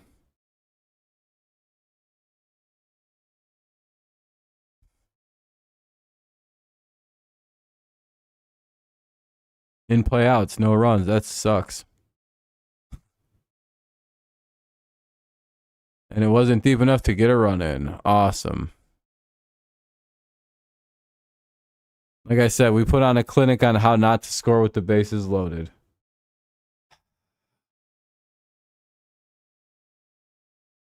God damn it. We're really about to strand this run, aren't we? 2 down now with the bases loaded. If we had done this with 2 outs, we'd score all these runs.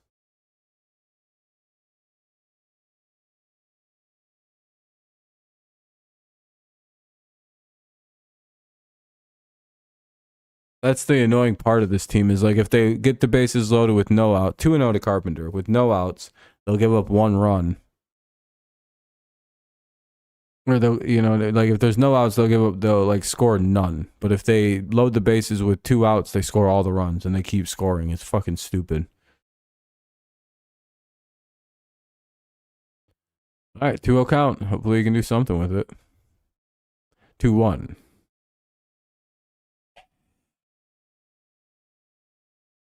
4-0 Cubs here. Tigers have a golden opportunity, and they seem to be letting it slip through their fingers with 2 away now with the bases loaded. There was no out. They seem to be blowing this golden chance. 3-1.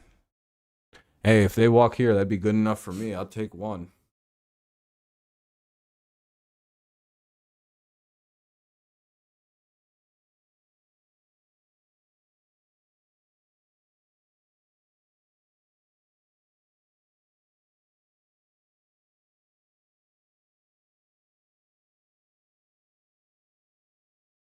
Oh man.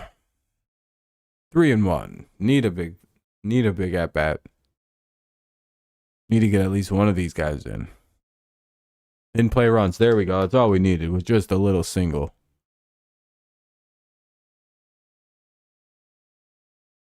Oh, never mind. Harry. Oh, grand slam. There we go. Just what we needed. Tie game, baby. Let's fucking go. The carry slam. Just what we needed. Number 20 for the season for Kerry Carpenter, his 54th RBI. One swing of the bat, the Tigers are back in it, just like we thought would happen. One of these fucking guys was going to do it. All right.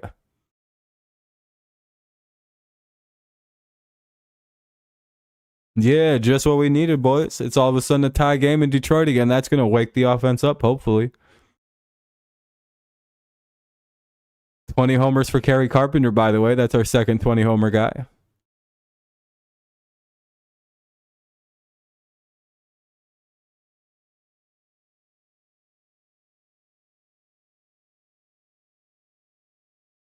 Just what we needed, gentlemen. Hell yeah, let's fucking go, dude.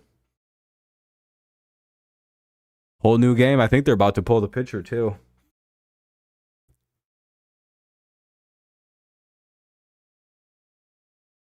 Did he bat flip?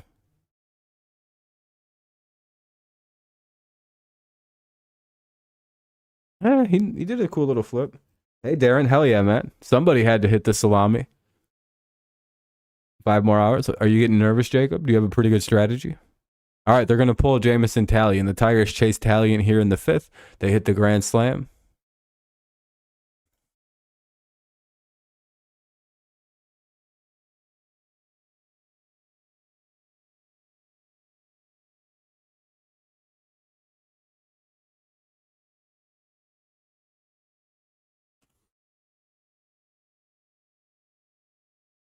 We'll see who they bring in relief. You want Vikings? Oh, you want to get Justin Jefferson? Yeah, I can't wait for fantasy. It's going to be fun this year. Michael Rucker is coming into pitch. Rucker will come into pitch and try to get the last out of the 6th inning. It'll be Veerling against him.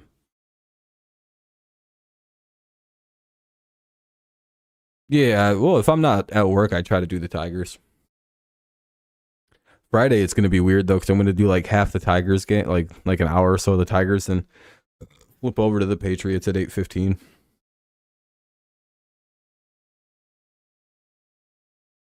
Do I get a Torquey Bombs or a Carry Bonds? Huh. Yeah, because they're both going to be here for like the next half decade at least, right? Like, that's the fun part. It's like, damn, we got these guys for like 4 years.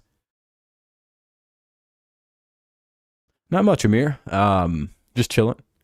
I think I'm going to, fair enough, Jacob. That's fine. Amir, when's your league's fantasy draft? Just so I know. And yeah, I'll let you know when mine's is. It's probably going to be like in like a week or so. You know how I go right before the regular season. September 2nd. Okay. What time?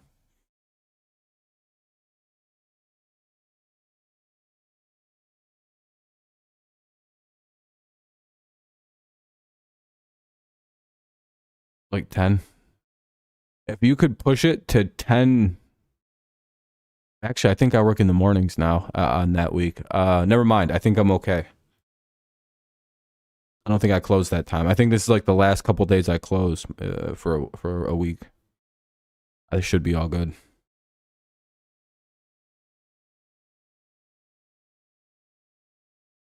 You excited for my league, Zamir? We're doing they struck out Veerling. So Veerling goes down on strikes, but the Tigers do their damage. Kerry Carpenter hits a grand slam to tie the game up. Top of the 7th coming up, 4-4 game. Whole new thing.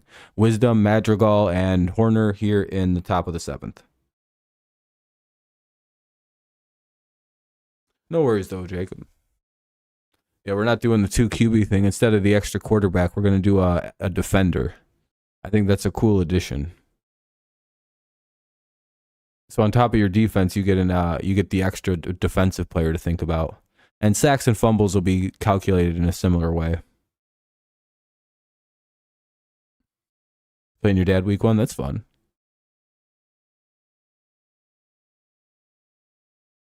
I think just one or half a game.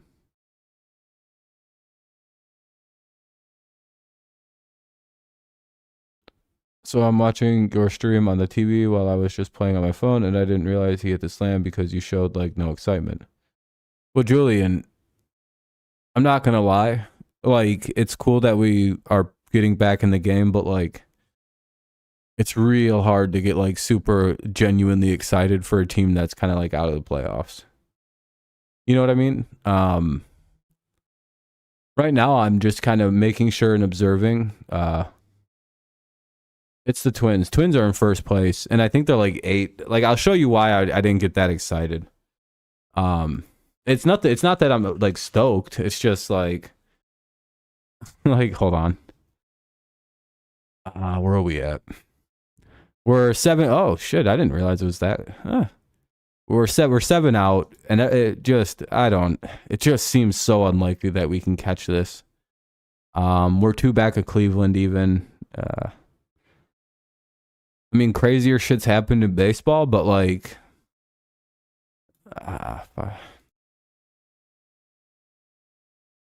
what's the breaking news?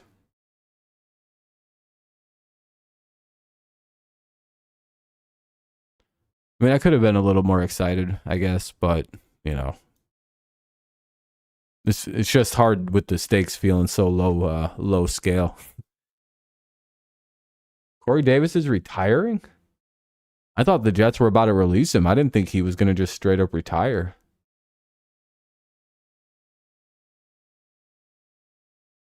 Damn. You do get to go to Mickey's 3 games, though? Oh, that's pretty cool. Yeah, that's going to be a very emotional set of games, especially the last one.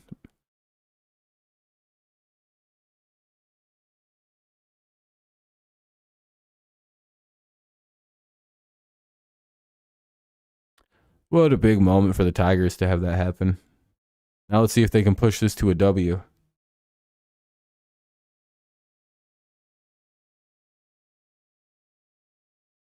It was a pretty good call by Shepard, though. All things considered. Yeah, I mean, I think he knows he's fired at this point. I don't know what they're going to do at Bally/Fox Sports, but they got to find a better announcer for the Tigers. They should probably just call Mario back up and see if he wants to come back.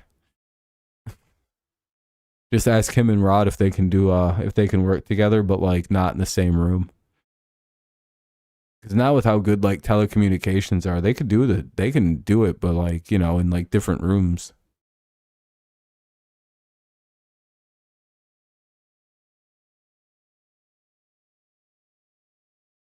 Yeah, that sounds like an expensive yeah, Jesus.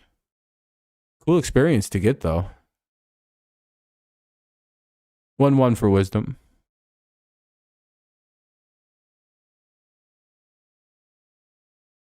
What the fuck is happening?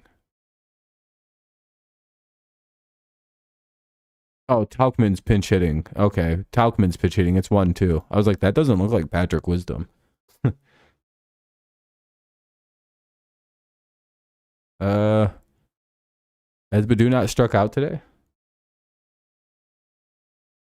Might not have. Yeah, it sounds like an expensive game. So hopefully Mickey does something cool, like hit a home run on his last game. You $1.50. Probably a bit more responsible. I'll be right back. I'm gonna go get some pop. Fucking thirsty as fuck. Want to see the rest of this at bat though. It's a 2-2 count. Oh. Stays foul.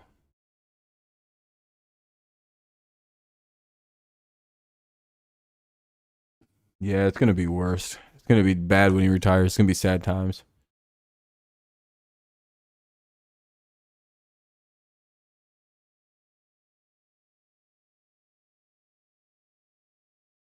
Okay, TF Media. Yeah, he's still alive and kicking. He's all good.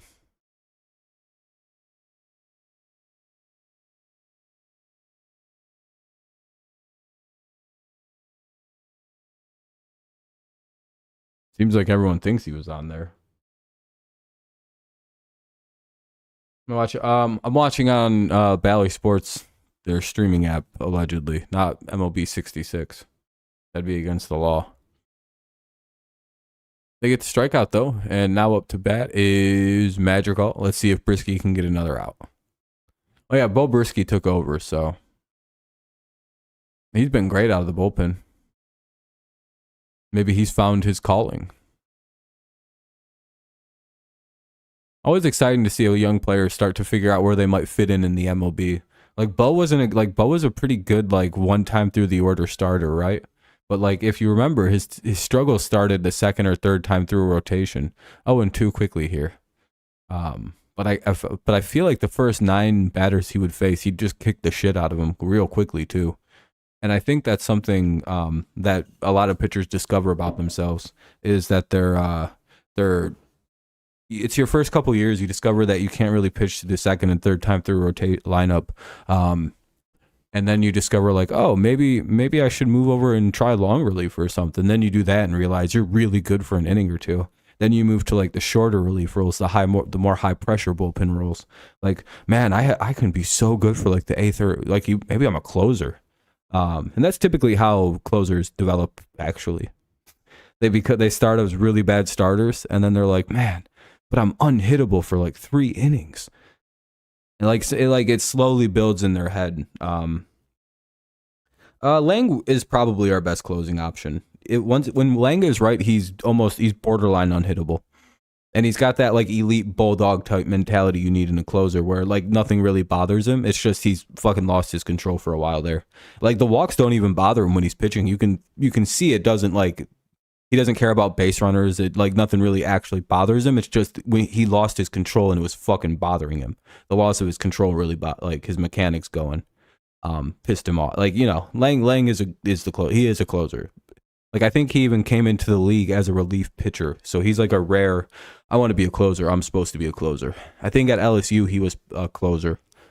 Not a starting pitcher. I could be wrong, but I'm pretty sure he was like their closer at LSU. Or at least he was already like in the bullpen at LSU when the Cubs took him. 2-0.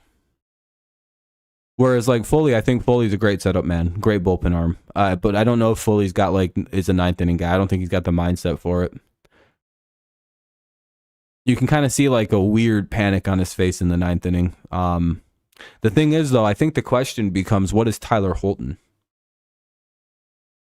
He's a rookie, and his numbers are fucking unreal for a rookie. I think if the Chiefs don't have Chris Jones, that's a fucking nightmare for them that first game. They do not want to play the Lions without a defense. Oh, dude, without a pass rush, oh, fucking good luck. That fucking offensive line that the Lions have, I'm a Patriots fan first, and I also like the Lions. But like that Lions line with no Chris Jones against them, who's breaking through? Who's gonna go get Goff, who is a monster under no pressure? That's a disaster potentially. Wow, the count's 3-2 by the way. Waiting to see what happens. Tigers hit a grand slam. Yeah, because if without putting pressure on Goff will just pick a team apart. Like Goff will just literally pick teams apart with no pressure. They have Tigers and Cubs trade a lot of players around. They have former Tigers legend Candelario, who is also a Cubs legend and Nationals legend. Like, yeah, the Tigers and Cubs do a lot of trading. Like Alex Lang was a former Cubs legend. Gibbs, yeah, Gibbs in the Lions offense is going to be a nightmare. he's my easy pick for O'Roy. Like, I'm literally like, oh, offensive rookie of the year for the NFL, or is it just NFC? No, it's just one award. Yeah, the NFL offensive rookie of the year is going to be Gibbs, unless a quarterback has a big year, but I sincerely doubt any of them are. The one that I say watch out for is that Aiden O'Connell kid out of the Raiders, because he actually looks pretty good. And he's got Devontae Adams. So it's like, yeah, dude, give a rookie Devontae Adams and they're going to fuck shit up. Especially because we know Jimmy G's history. I'd look out for O'Connell, but I think Gibbs is my number one pick. I think I'm also very good at predicting awards, by the way. You can ask a lot of these people in here. I have a pretty decent track record with awards. Sometimes I get a little blindsided, but like, whatever. Except on the MVP with Aaron Rodgers here. I was fucking fuming. I've got Tucker Barnhart. Really? That's funny. Yeah, but like I see the problem, or the reason I think so, is because I think Gibbs could be an 1,000 guy, right? I think he could get 1,000 yards rushing and just about 1,000 yards receiving as a rookie. And if you can get near 2,000 yards from scrimmage as a rookie, I don't see how you don't win the award, especially since this was a really weak quarterback class, and I don't see a quarterback like doing much for now. But I think Aiden O'Connell will be starting by about week 3 or 4 if Jimmy G's health stays consistent with how it's always stayed. You know what I mean, Phil? And I'm not trying to be shitty to Jimmy G. I like him. We all know that, but it's like that dude lasts about 3-4 games and then it's pretty much over. That's literally why he's not the 49ers quarterback anymore. He's good enough to be that guy for San Francisco, but he's not. He can't stay healthy.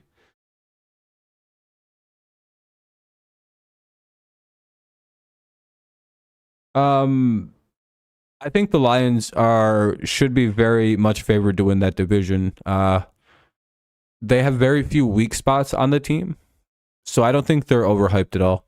I think most people saying they'll win the division and maybe even win a playoff game isn't overhyping them. That's probably right where they're at, dude.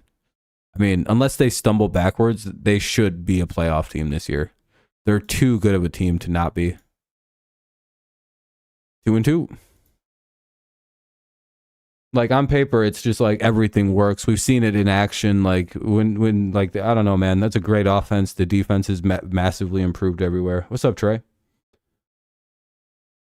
Yeah, exactly, Phil. It's like hard to depend on Jimmy G. Can't really do it. So that's why I think O'Connell will eventually start.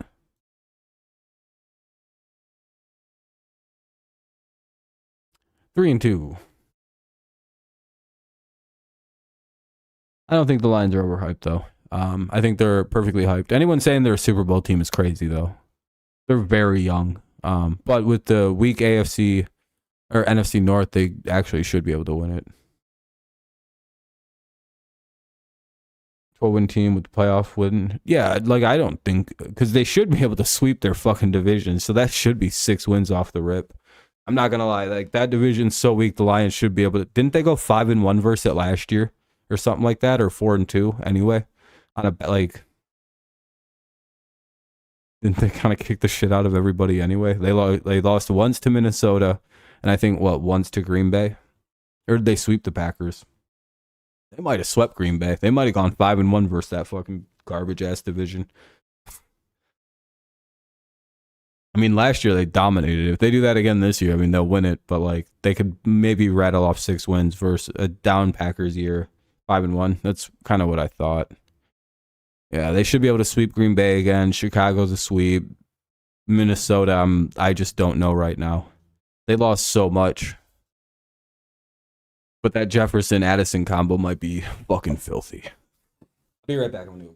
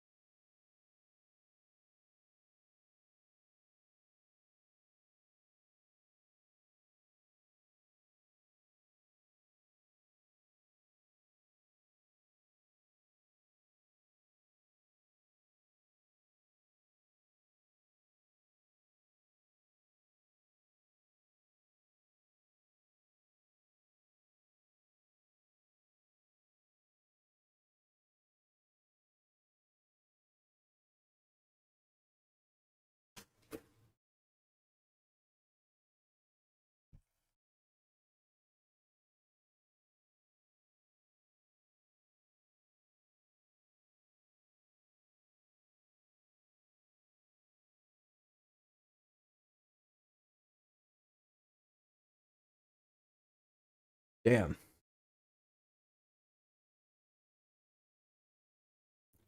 Yeah, they should be able to win most of their NFC games. I'm going to be honest with you. Like, thinking about who they play this year in the NFC, it's fucking, they're all dog shit teams.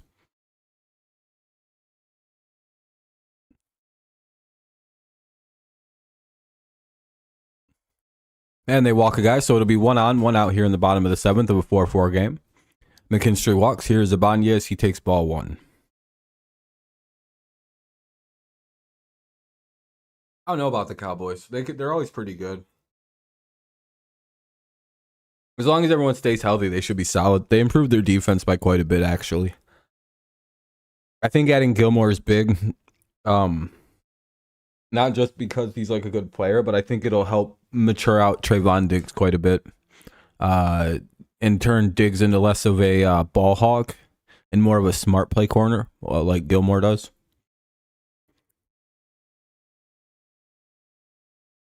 I think it's the Cowboys might be a little better than people think they're going to be. I do think the addition of Gilmore is big, but I think for other reasons than other than he's a Hall of Fame defender, borderline anyway. Yeah, he's going to get in. I think it changes the game fundamentally of Mr. Diggs.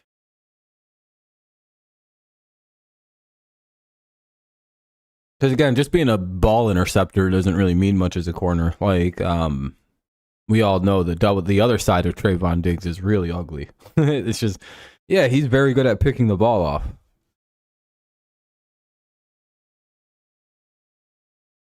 Yeah, Cowboys fans know what they have, but like, it's like, weirdly enough, this is like the least hyped I've ever seen the Cowboys, and it's like, man, this is one of their best teams in a really long time. Why are they not getting the hype that they finally deserve? Oh, yeah. Because everybody's fucking sick of hearing about the Cowboys. It's kind of like the Chargers this year. It's like, why isn't anybody super hyped on the LA Chargers this time? Is it because everybody feels really stupid after last year?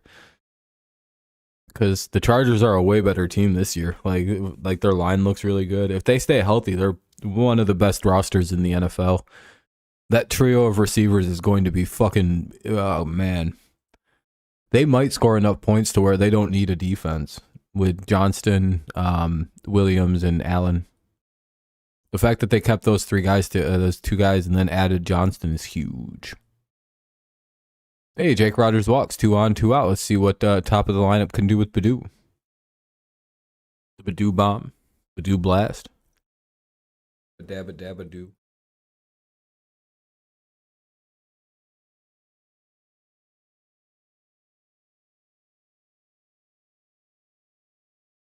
Yeah, the losing in the playoffs is starting to bother people, I think, really bad for Cowboys. Them Cowboys fans might actually be like, they might get Epstein-y if they might get enemy of Hillary and Bill Clinton-y if the Lions win or go to the NFC Championship game before they do. Yeah, Eckler in the backfield, dude. The whole team is nasty. If I'm the Chargers, I may be the secret team that wants Jonathan Taylor. Could you imagine if the fucking Chargers added Jonathan Taylor? I hadn't thought about that till literally right now. They're pulling their pitcher, by the way. So we'll see a new pitcher come into the game. We'll see who it is. I hadn't even thought of the Chargers as a destination for Taylor. They don't need a first-round pick next year. They could just give one away, and guess what they got? Fucking Jonathan Taylor. Oh, my God.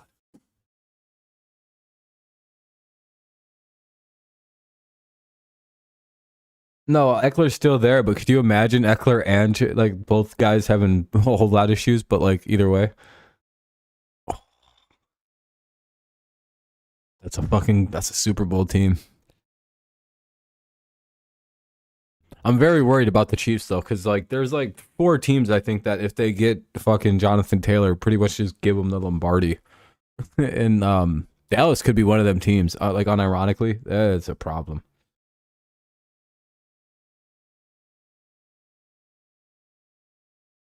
But yeah, Jerry wants to be the coach. He's the secret coach of the Cowboys. Yeah, that's always been the problem is Jerry Jones. Yeah, of course it is, Trey. Yeah. He's always been the coach of the Cowboys, and that's just kind of the thing.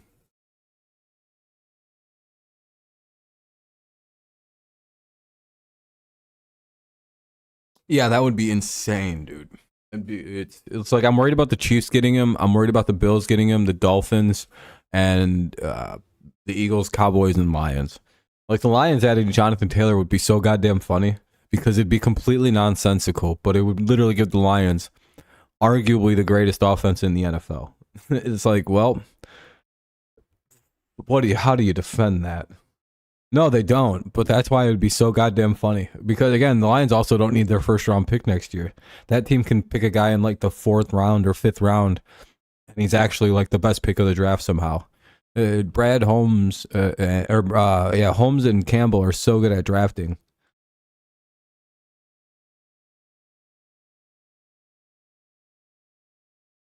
No, they like they got Brian Branch in what the fucking 3rd round, and he's gonna be the starting whatever position they use him at. They don't need a first round pick. Them motherfuckers are just draft around it. And then they had Jonathan Taylor for no reason. It's just like, oh, it was like I thought it was like their 4th pick. Yeah, it was like late 2nd, 3rd. Yeah, fair enough, fair enough. I forgot they had 4 picks really early in the draft. I thought it was the middle of the 3rd. I'll be honest, because I knew they had a couple picks early, but I was like, did they have 4 picks in the 2nd round? By the 2nd round, maybe they don't want to trade that. Anyway, Merriweather's in the pitch. He's ahead 0-1 on Badu. Base hit here would be huge. 0-2. Uh-oh. Come on, Badu, you can't strike out. I thought they went with Laporta at the beginning of the 2nd.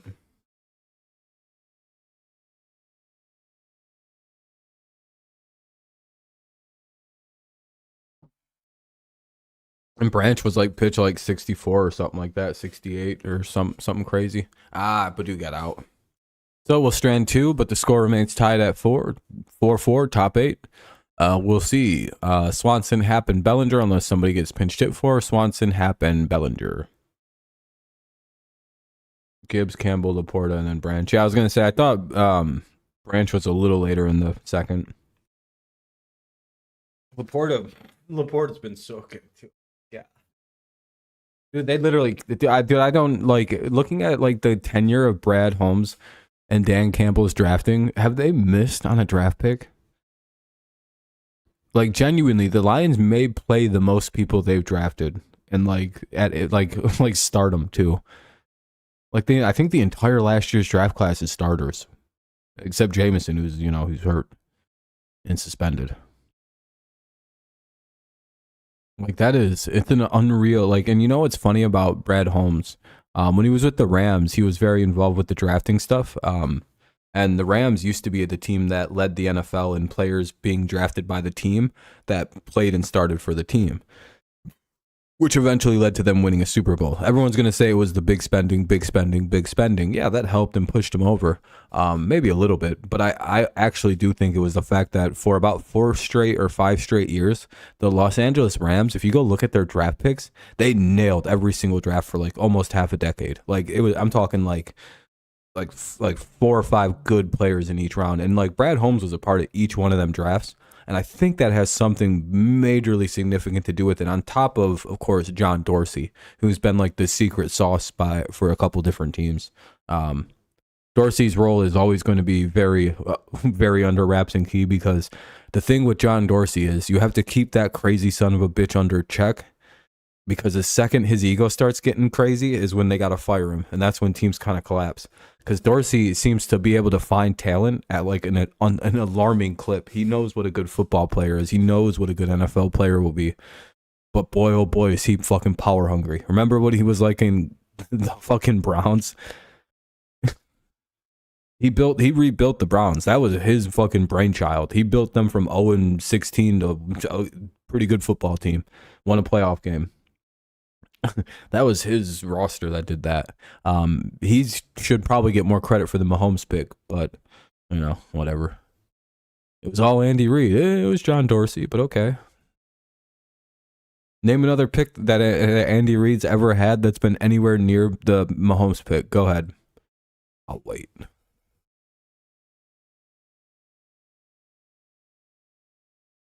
pretty sure Tyreek Hill was also taken by Dorsey. I won't swear to that, but I'm pretty sure Dorsey was doing that draft too.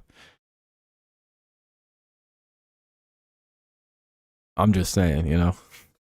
John Dorsey's been quite the significant builder of rosters. But the problem with John Dorsey is he thinks he should be running the team single-handedly after a while. And they got to fire him because he gets crazy.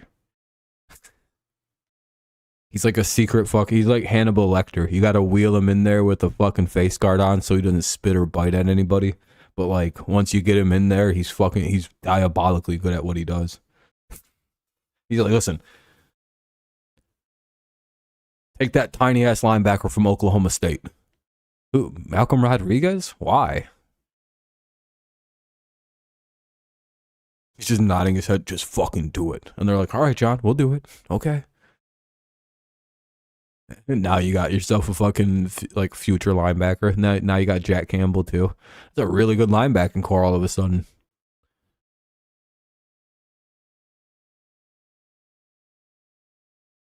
And in the modern NFL, you should really only be running 2 linebackers. So I'm pretty sure Detroit's linebackers are all set now. I believe in heavy safety running instead of heavy linebackers. I don't know. In the modern NFL, most teams aren't really like running them big ass power boy sets anymore. So I don't know why you need like 3 linebackers, especially when you should probably have an edge rusher. So 2 and edge, probably more appropriate than 3 linemen.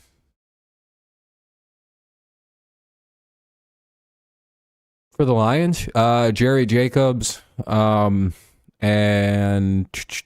that'll be called strike 2. 1-2 count here with 1 away on Hap.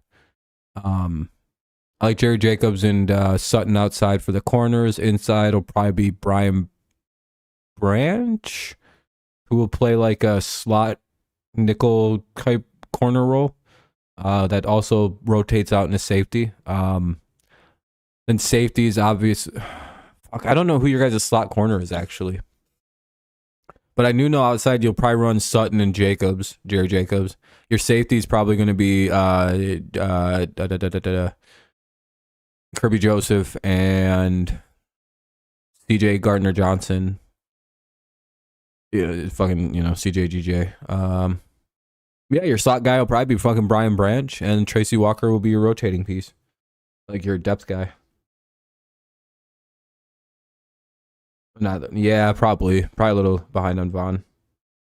No, I'm not 100%. Lions are my second favorite team. I can't call myself a diehard Lions guy. I'm a Patriots fan first. So some of the guys I'm a little sloppy on. I can tell you the Patriots starting secondary. I can predict what it'll be. It just depends on if Jack Jones is there or not. And by the way, the thing I predicted with or without Jack Jones way back when after the draft is I've been 100% right. They're going to put Jack and they're going to put fucking Gonzalez as 1 and 2. Kind of depends. They don't really do 1 and 2 corners in Detroit or in New England. It's just, damn it. Cubs get a guy on, kind of a whoopsie daisy play, ball trickled through. 1 on, 1 out here in the top of the 8th of a 4-4 game. Matt Patricia was good because he helped us win some Super Bowls.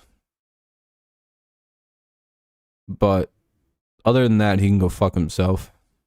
No, I'm just kidding. New England did him dirty on the second time here. I don't know why we put him on the offense. And the guy's like holding his defense, and we're like, run our offense now. Like, well, of course he's gonna fail. Yeah, I don't like Matt Patricia.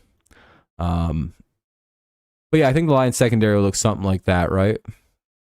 I would imagine that instead of Walker playing this year as a starter, he's going to be rotational because of Brian Branch. You got family in Miami, so yeah. You like Miami? Oh, liner, double play? Oh, the throw went in a little bit, but they did get the second out on a liner. They almost got fucking the guy at first.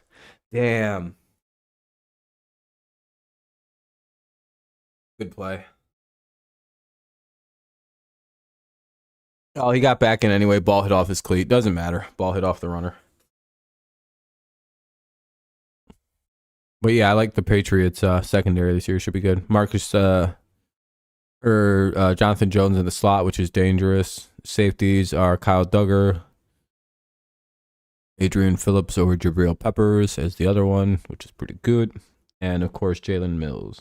Yeah, Patricia's like a defensive assistant in Philadelphia. Him and Darius Slay are cool now. They talked about it. Nah, Hop stole second. That's not a big deal. Stole it on the pitcher. Just don't give up the hit now. 2-0. Yeah, I know. They don't know they brought in a team killer. Yeah. The Patriots excise Matt Patricia and our offense suddenly looks good again. Literally, the whole team feels different. We look like a good-ass team again. People are actually kind of going... You know what the funny thing about the Patriots is? Like, everyone thought... What's up, Lamb? Everyone thought we were going to be dog shit. And then through these couple preseason games, I've seen the opinion go from, yeah, that's a dog shit team to, well, they're still the worst team in the AFC East, but it does look like they have an offense again. Or they do seem, the offense does actually look kind of good. I've heard begrudgingly from people that hate the Patriots say this several times this year now. And I'm like, oh yeah, you're going to really enjoy the fact that we can score football again, huh? Not so easy, going to be so easy playing the old fucking shit-stained Patriots again. Like, yeah, it's like, but again, what is the worst team in the AFC East? 10 wins still? Like, if my team wins 10 games and finishes in last place, do you think I give a fuck? Like, am I going to cry? Oh, but bad season. No, I'm like, all right, that's something to build on. We're going to be pretty good next year. Fuck yeah. And then I wait for next season when we win the division again after a 10-win season. Like, I don't give a fuck. You don't think I can be patient? I've won 6 Super Bowls. With Danica Patrick about car insurance, she said the best way to not pay for parts is to be a race. Hey, there we go. Apparently, Aaron Rodgers has parted ways with State Farm. They walk Suzuki. Now they have to go up against Gomes with 2 on and 2 out. This is getting ugly. Yeah, I thought it was pretty sweet to watch the Patriots beat up on the Lions. Plus, I think it was good that the Lions lost that game like that. I think it taught Dan Campbell a little bit about how to coach.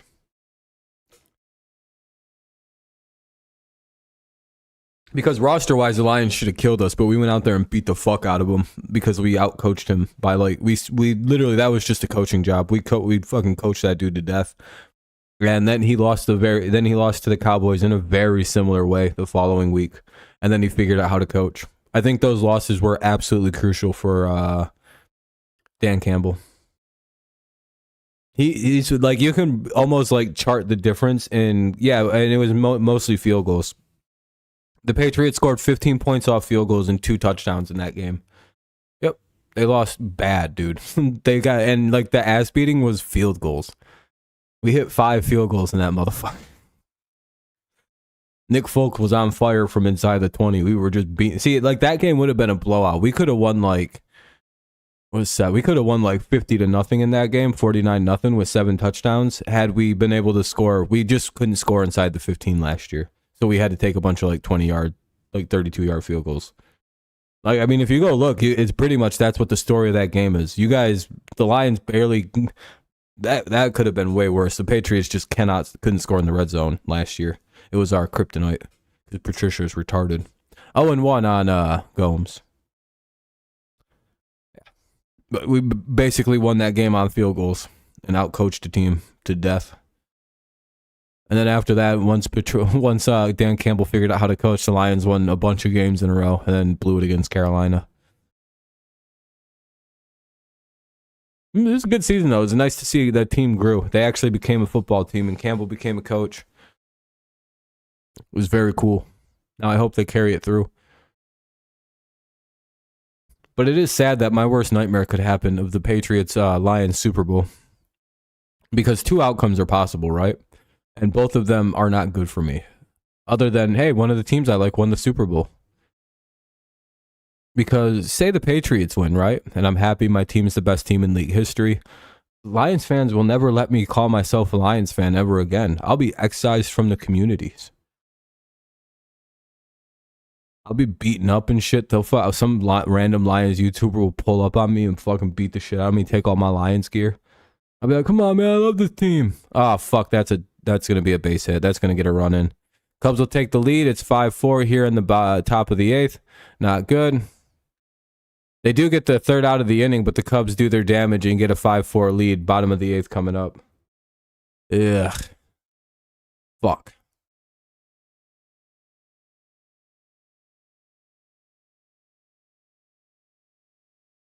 Because the way I became a fan of the teams I like is the first game I watched of the sport is whoever won, I'm a fan of that team. So with the Tigers, right, I discovered them in 2003. They won the game. I don't even know how I happened to watch a win in 2003 for the Tigers. I just happened to catch one. And so I was like, all right, I'm a Tigers fan apparently. And then in the following year, I just kind of was coasting around, didn't really give a fuck about football, didn't watch any of it. And I was at my friend's house and the Super Bowl was on. And I believe the Patriots were playing this team called the Panthers. And I was like, all right, whatever, dude. I'll fucking pick whatever team wins this game. I don't give a shit. And the Patriots pulled it out. I was like, all right, I'm a Patriots fan. This is how we're going to do this. My team just won everything. We're the greatest team. And that's how it's been. I picked my favorite teams in a very retarded way. Then I found out about the Lions and went, oh, I'll watch them too. I like them.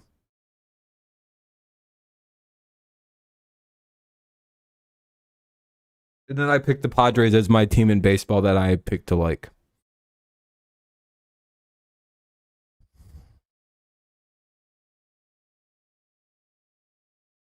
I picked teams in the opposite conference. Basically, it was like the Lions were a natural pick, and then I also just like the Padres because of Maddox and Trevor Hoffman.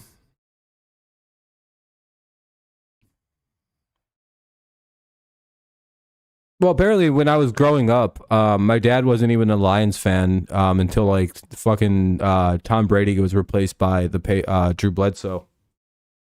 My dad literally was a Patriots fan from 1971 or 72 to literally to the day that Bill Belichick made the announcement that they were going to go with Brady over Bledsoe. My dad was like, "Oh, fuck this team," and then he became a Lions fan. So there's a good shot that like when I was a little boy, I was watching Patriots games and hearing things about the Patriots and just kind of inundated with Patriots stuff. That's like very, very possible. Because again, my dad's favorite team was the Patriots till they did the Brady replacement. He's got the worst fucking fan luck. Literally, he became a fan of the Patriots right after fucking Brady became the starter. Or he left the team. He was like, I'm done with this fucking team. I've seen enough.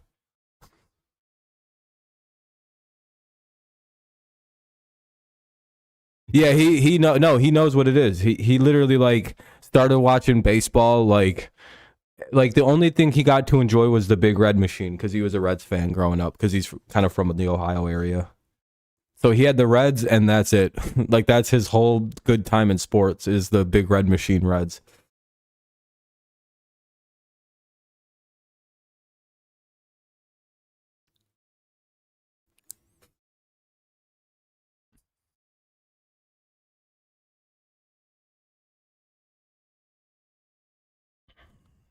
I don't really care much about who they root for.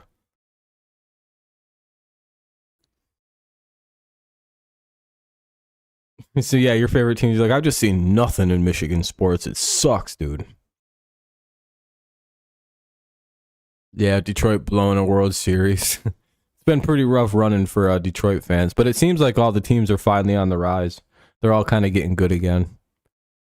Or at least there's like a definitive path forward. Even the Tigers seem to have finally carved a path with their team. 1-2 on, or 2-1 on Torkelson, rather. I apologize.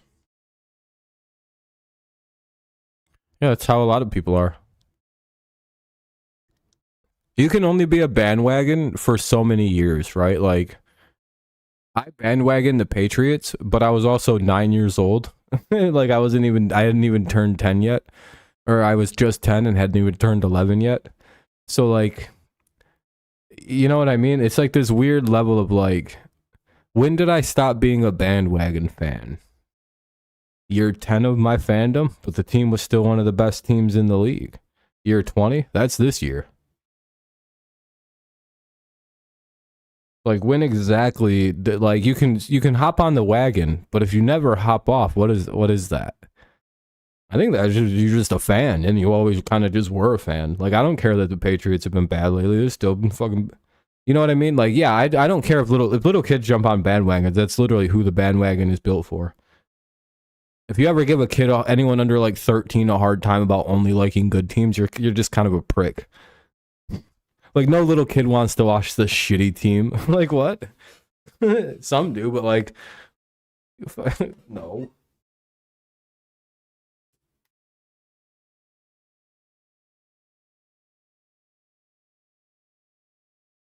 The home jerseys are the best sellers because kids want them.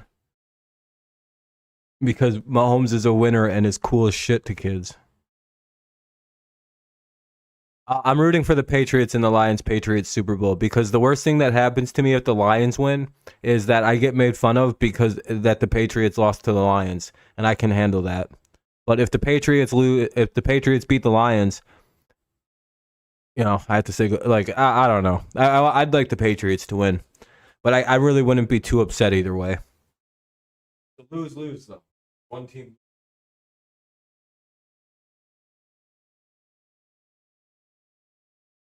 Like if the Lions win, it'd be easier for me though, because I can deal with Patriots jokes. I can't, you know. There you go. You can always just be a diehard. Like most people should just root for their home team stuff, but like you don't have to. I think that's overrated. My team I used to watch when I was younger was the Chicago Bulls when MJ Pippen, Cucho. Besides that, Buffalo teams. Fair enough. Yeah, I don't really care about bandwagon. If you're an open bandwagon.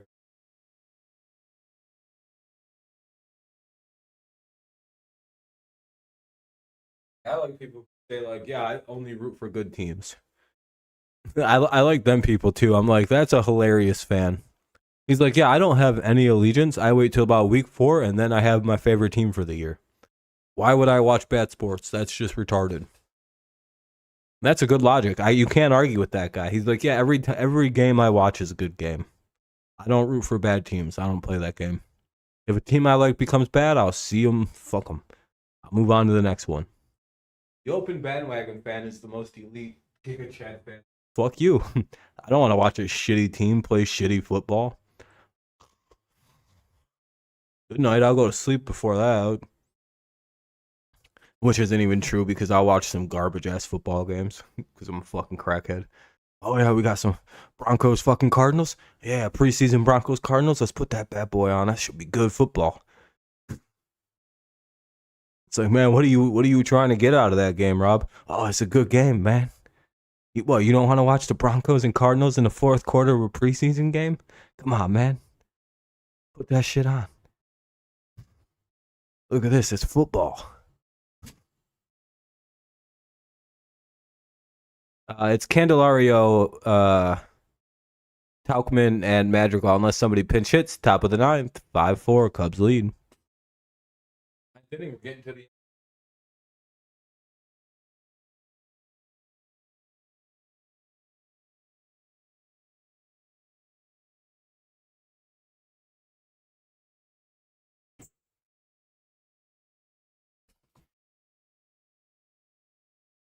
Ford Field is going to be, yeah, for that Seattle game, it's going to be a nightmare for Seattle.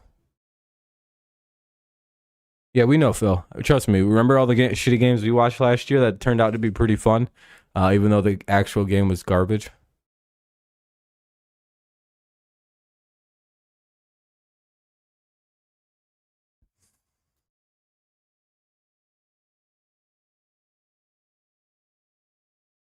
Damn, Eric Haas is hitting 5th for the Guardians tonight.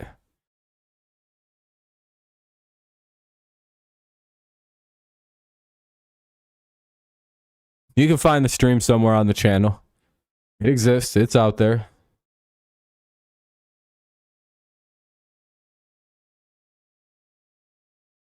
I don't remember how I reacted. I think I just sat there in stunned disbelief at what just happened.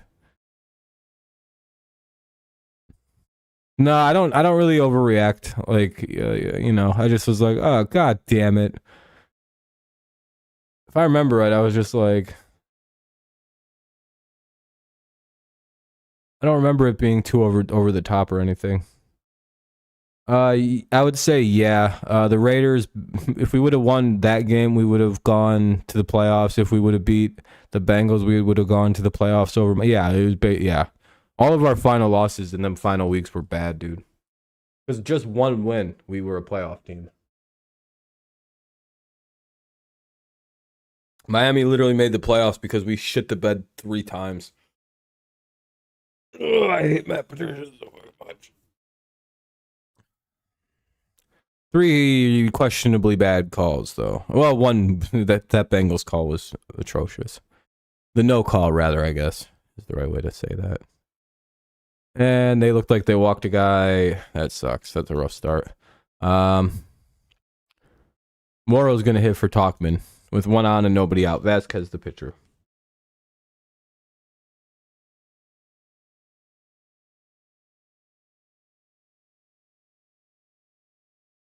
Had forward progress been called against the Bengals? I don't know. I think a lot of things are different, but hey. Apparently when you go forward and then go get pushed backwards a couple yards, that's not forward progress anymore.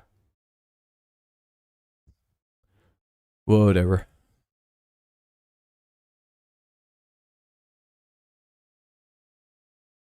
Pretty straightforward rule, but I thought, but hey. Anyway, foul ball 0-1 here on Morrow. 1-1. That looks like a strike, but okay. Yeesh. Ump is blind. Uh-oh. In play no out. This ain't good.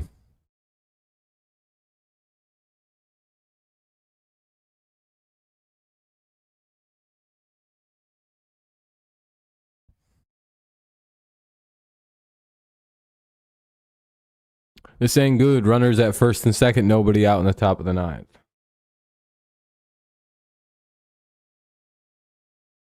This is a crazy story in our cousins group.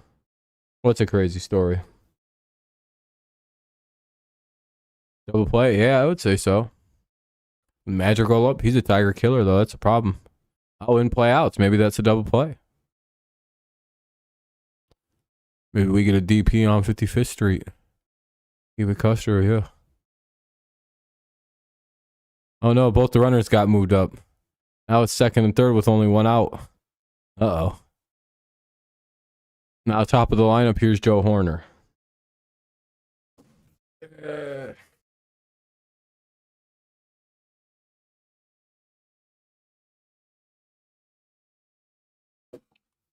Call my cousin a bandwagon because he liked the Warriors because of KD. I was like, why don't you like... Damn, you ripped on your cousin pretty bad, man.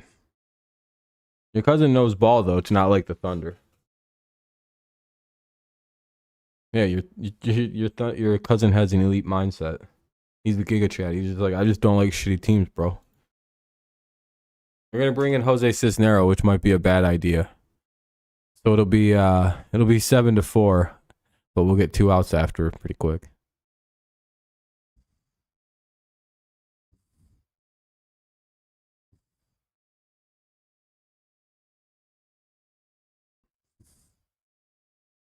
Anyway.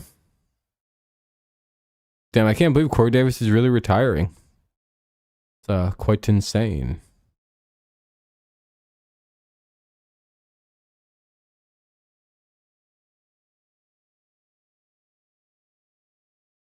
Let's see.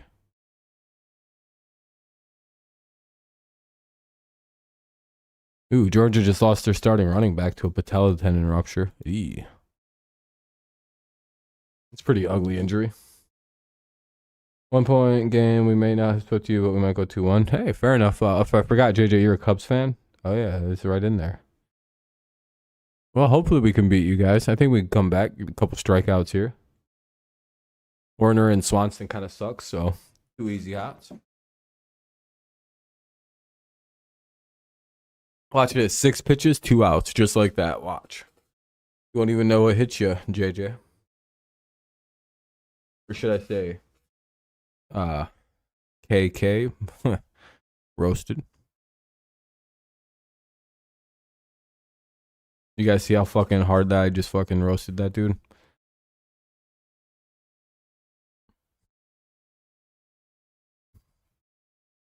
You don't even know.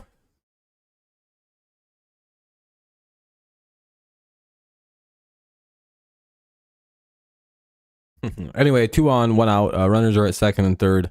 It's 5-4 here in the top of the 9th. Tigers need to get a big couple outs, or the bottom of the 9th becomes quite daunting. Ball 1. Low and away. Slider misses. Or a sinker misses, rather. Sorry.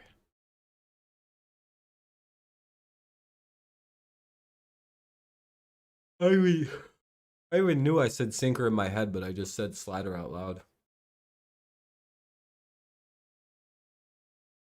Ah, shit. Play runs.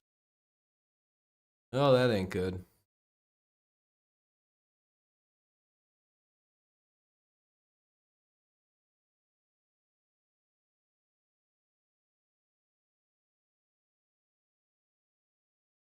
Six four, runner gets to third on a sac fly, so that'll be 2 outs in the inning on a sac fly. They get 1 more cross, making it 6-4, extending the lead. Hopefully the Tigers can get this last out on Swanson, so it's not so hard to come back from. 3 runs is quite hard to turn around on. Unless we hit another grand slam. 2 grand slams in one game, just 8-7 final. All right, there we go. Anyway, strike 1 to Swanson. I'll be back in 1 second. I gotta blow my nose.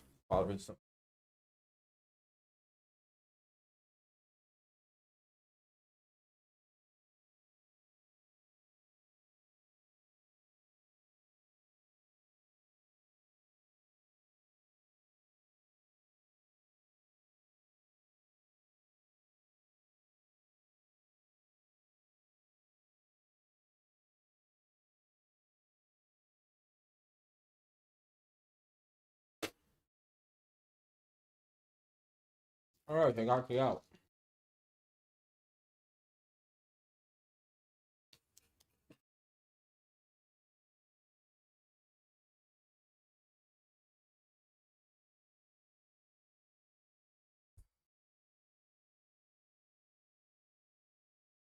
I also grabbed a piece of chocolate.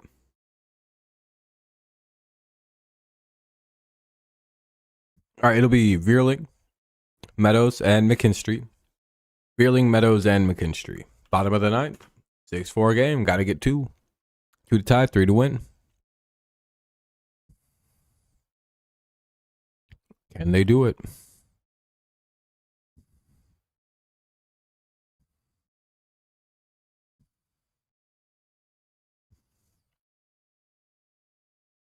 Dun dun dun dun dun. Ch-ch-ch-ch.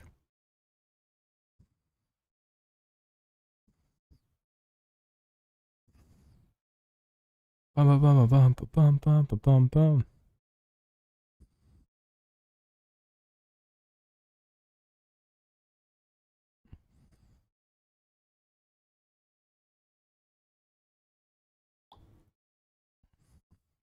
You guys ready for the 9th inning? It should be super fun. By the way, if you haven't left a like on the stream or anything like that, consider doing so. Yada yada. Also, tonight we'll be doing a Madden stream, so if you want to watch that, make sure you tune in. Could be pretty fun. Thanks for the likes and everything already, by the way. I appreciate you guys.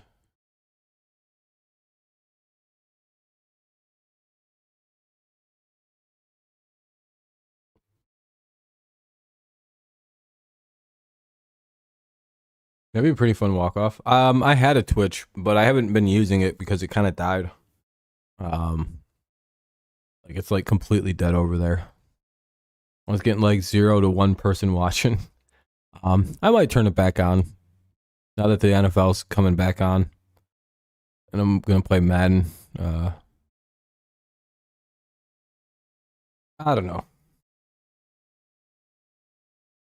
Twitch just never really goes anywhere for me. You know what I mean?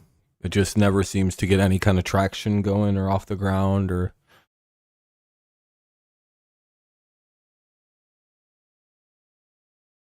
And I have a decent YouTube channel, so.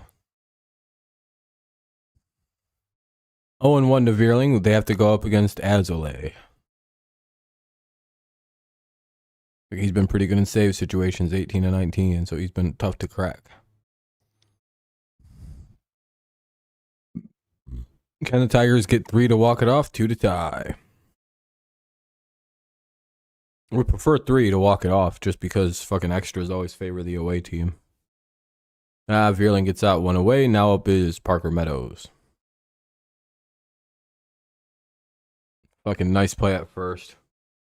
Robbed by Candelario, the former Tiger. Of course it was him. It's me. It was always me.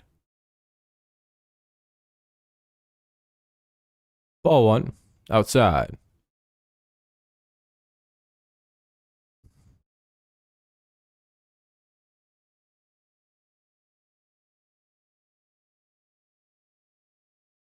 Ball 2.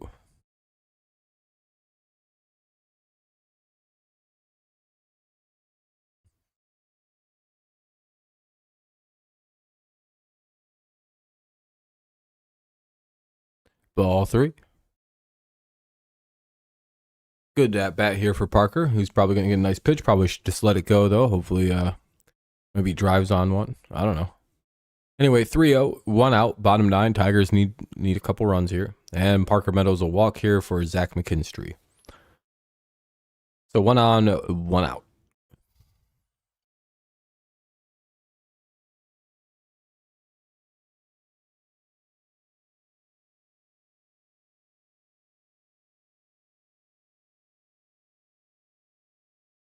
Parker, yeah, he does kind of have that look to him.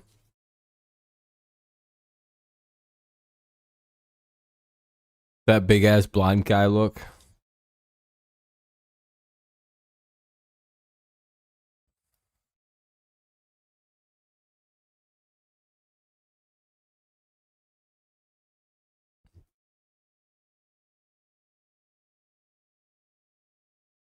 All right, let's see what McKinstry can do. It's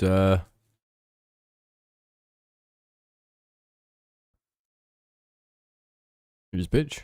Ball 1. You have a good rest of the day too, Darren. We'll be live later tonight for Madden 24. We'll be doing some superstar mode. It should be pretty fun. 1-1 now after a strike is called.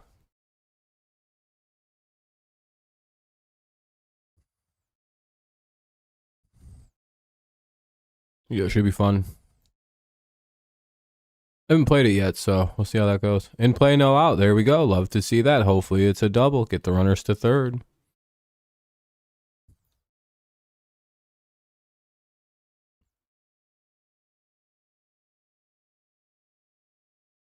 Yeah, easy runner over to third. So now we got him at the corners with 1 away. Here comes Andy Ibanez. Hopefully Ibanez picks up a big hit now, or maybe we pinch hit Miggy right here. I'm not too sure. But I do feel like the pinch hitting of Miggy is something that needs to happen in the next couple of hitters. We shall see.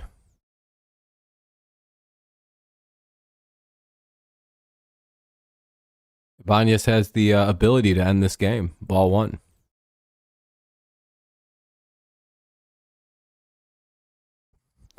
The Ibanez ender. The AEI. Or AIE.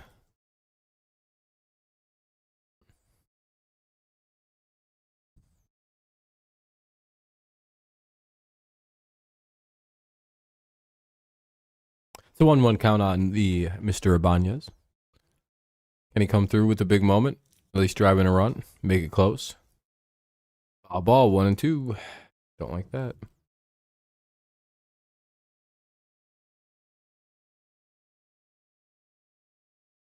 We want to see them in play runs flash across the screen. And then the base is empty.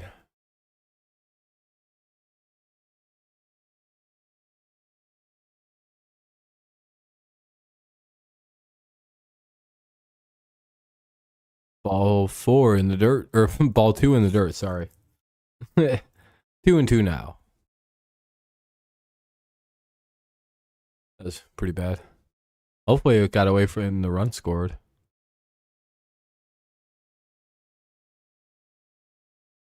Nope. All right, 2-2 count. Big pitch coming up. Maybe we'll see something here.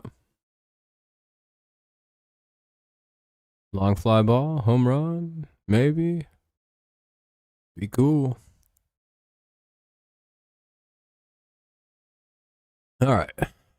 And he struck out. God damn it. Ibanez fouls out or strikes out on a foul tip. And now it's up to Jake Rogers. We'll see what Big Jake can do.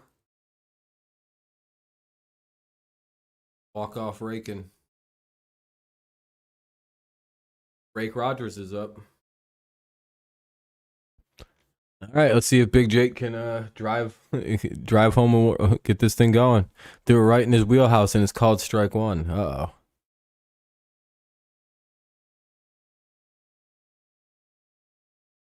Do you believe in miracles? I do. Do you believe in magic?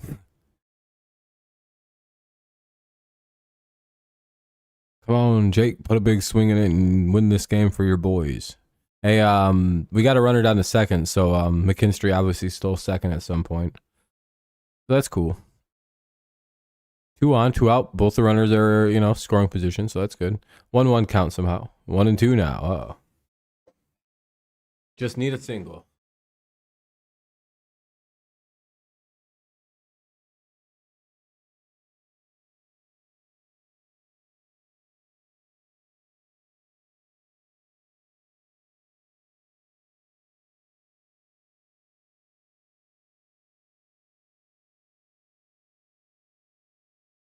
Ugh.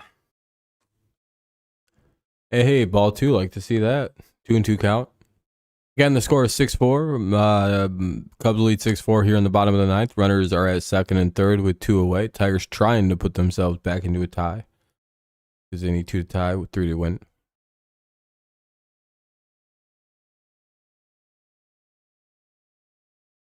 What are we going to get with a 2-2 pitch coming up?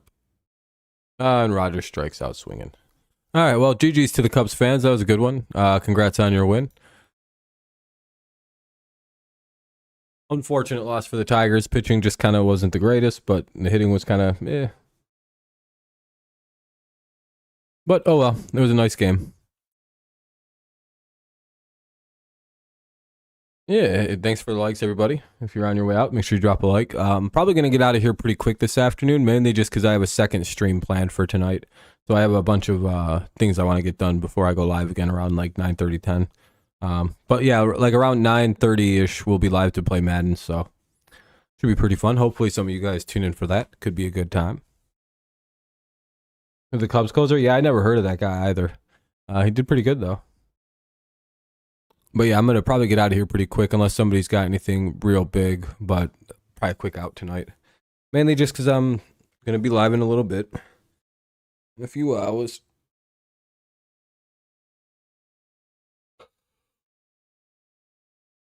Tough loss. But hey, it is what it is. No game for the Tigers tomorrow. They're off, so we won't be doing any Tigers coverage tomorrow. I have to work anyway. Friday, we'll be covering the Tigers a little bit, and then switch over to the Patriots and Titans game. Preseason football, it supersedes the Tigers, unfortunately. Especially since the Tigers aren't really in a playoff situation.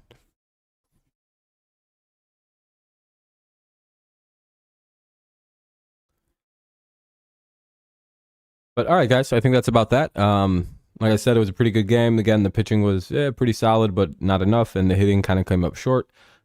Just not the greatest game overall by the Tigers, but the Cubs really wanted that win. They needed it for playoff stuff and all that, and yada yada. Yeah, the Ravens lost their win streak. That was pretty funny.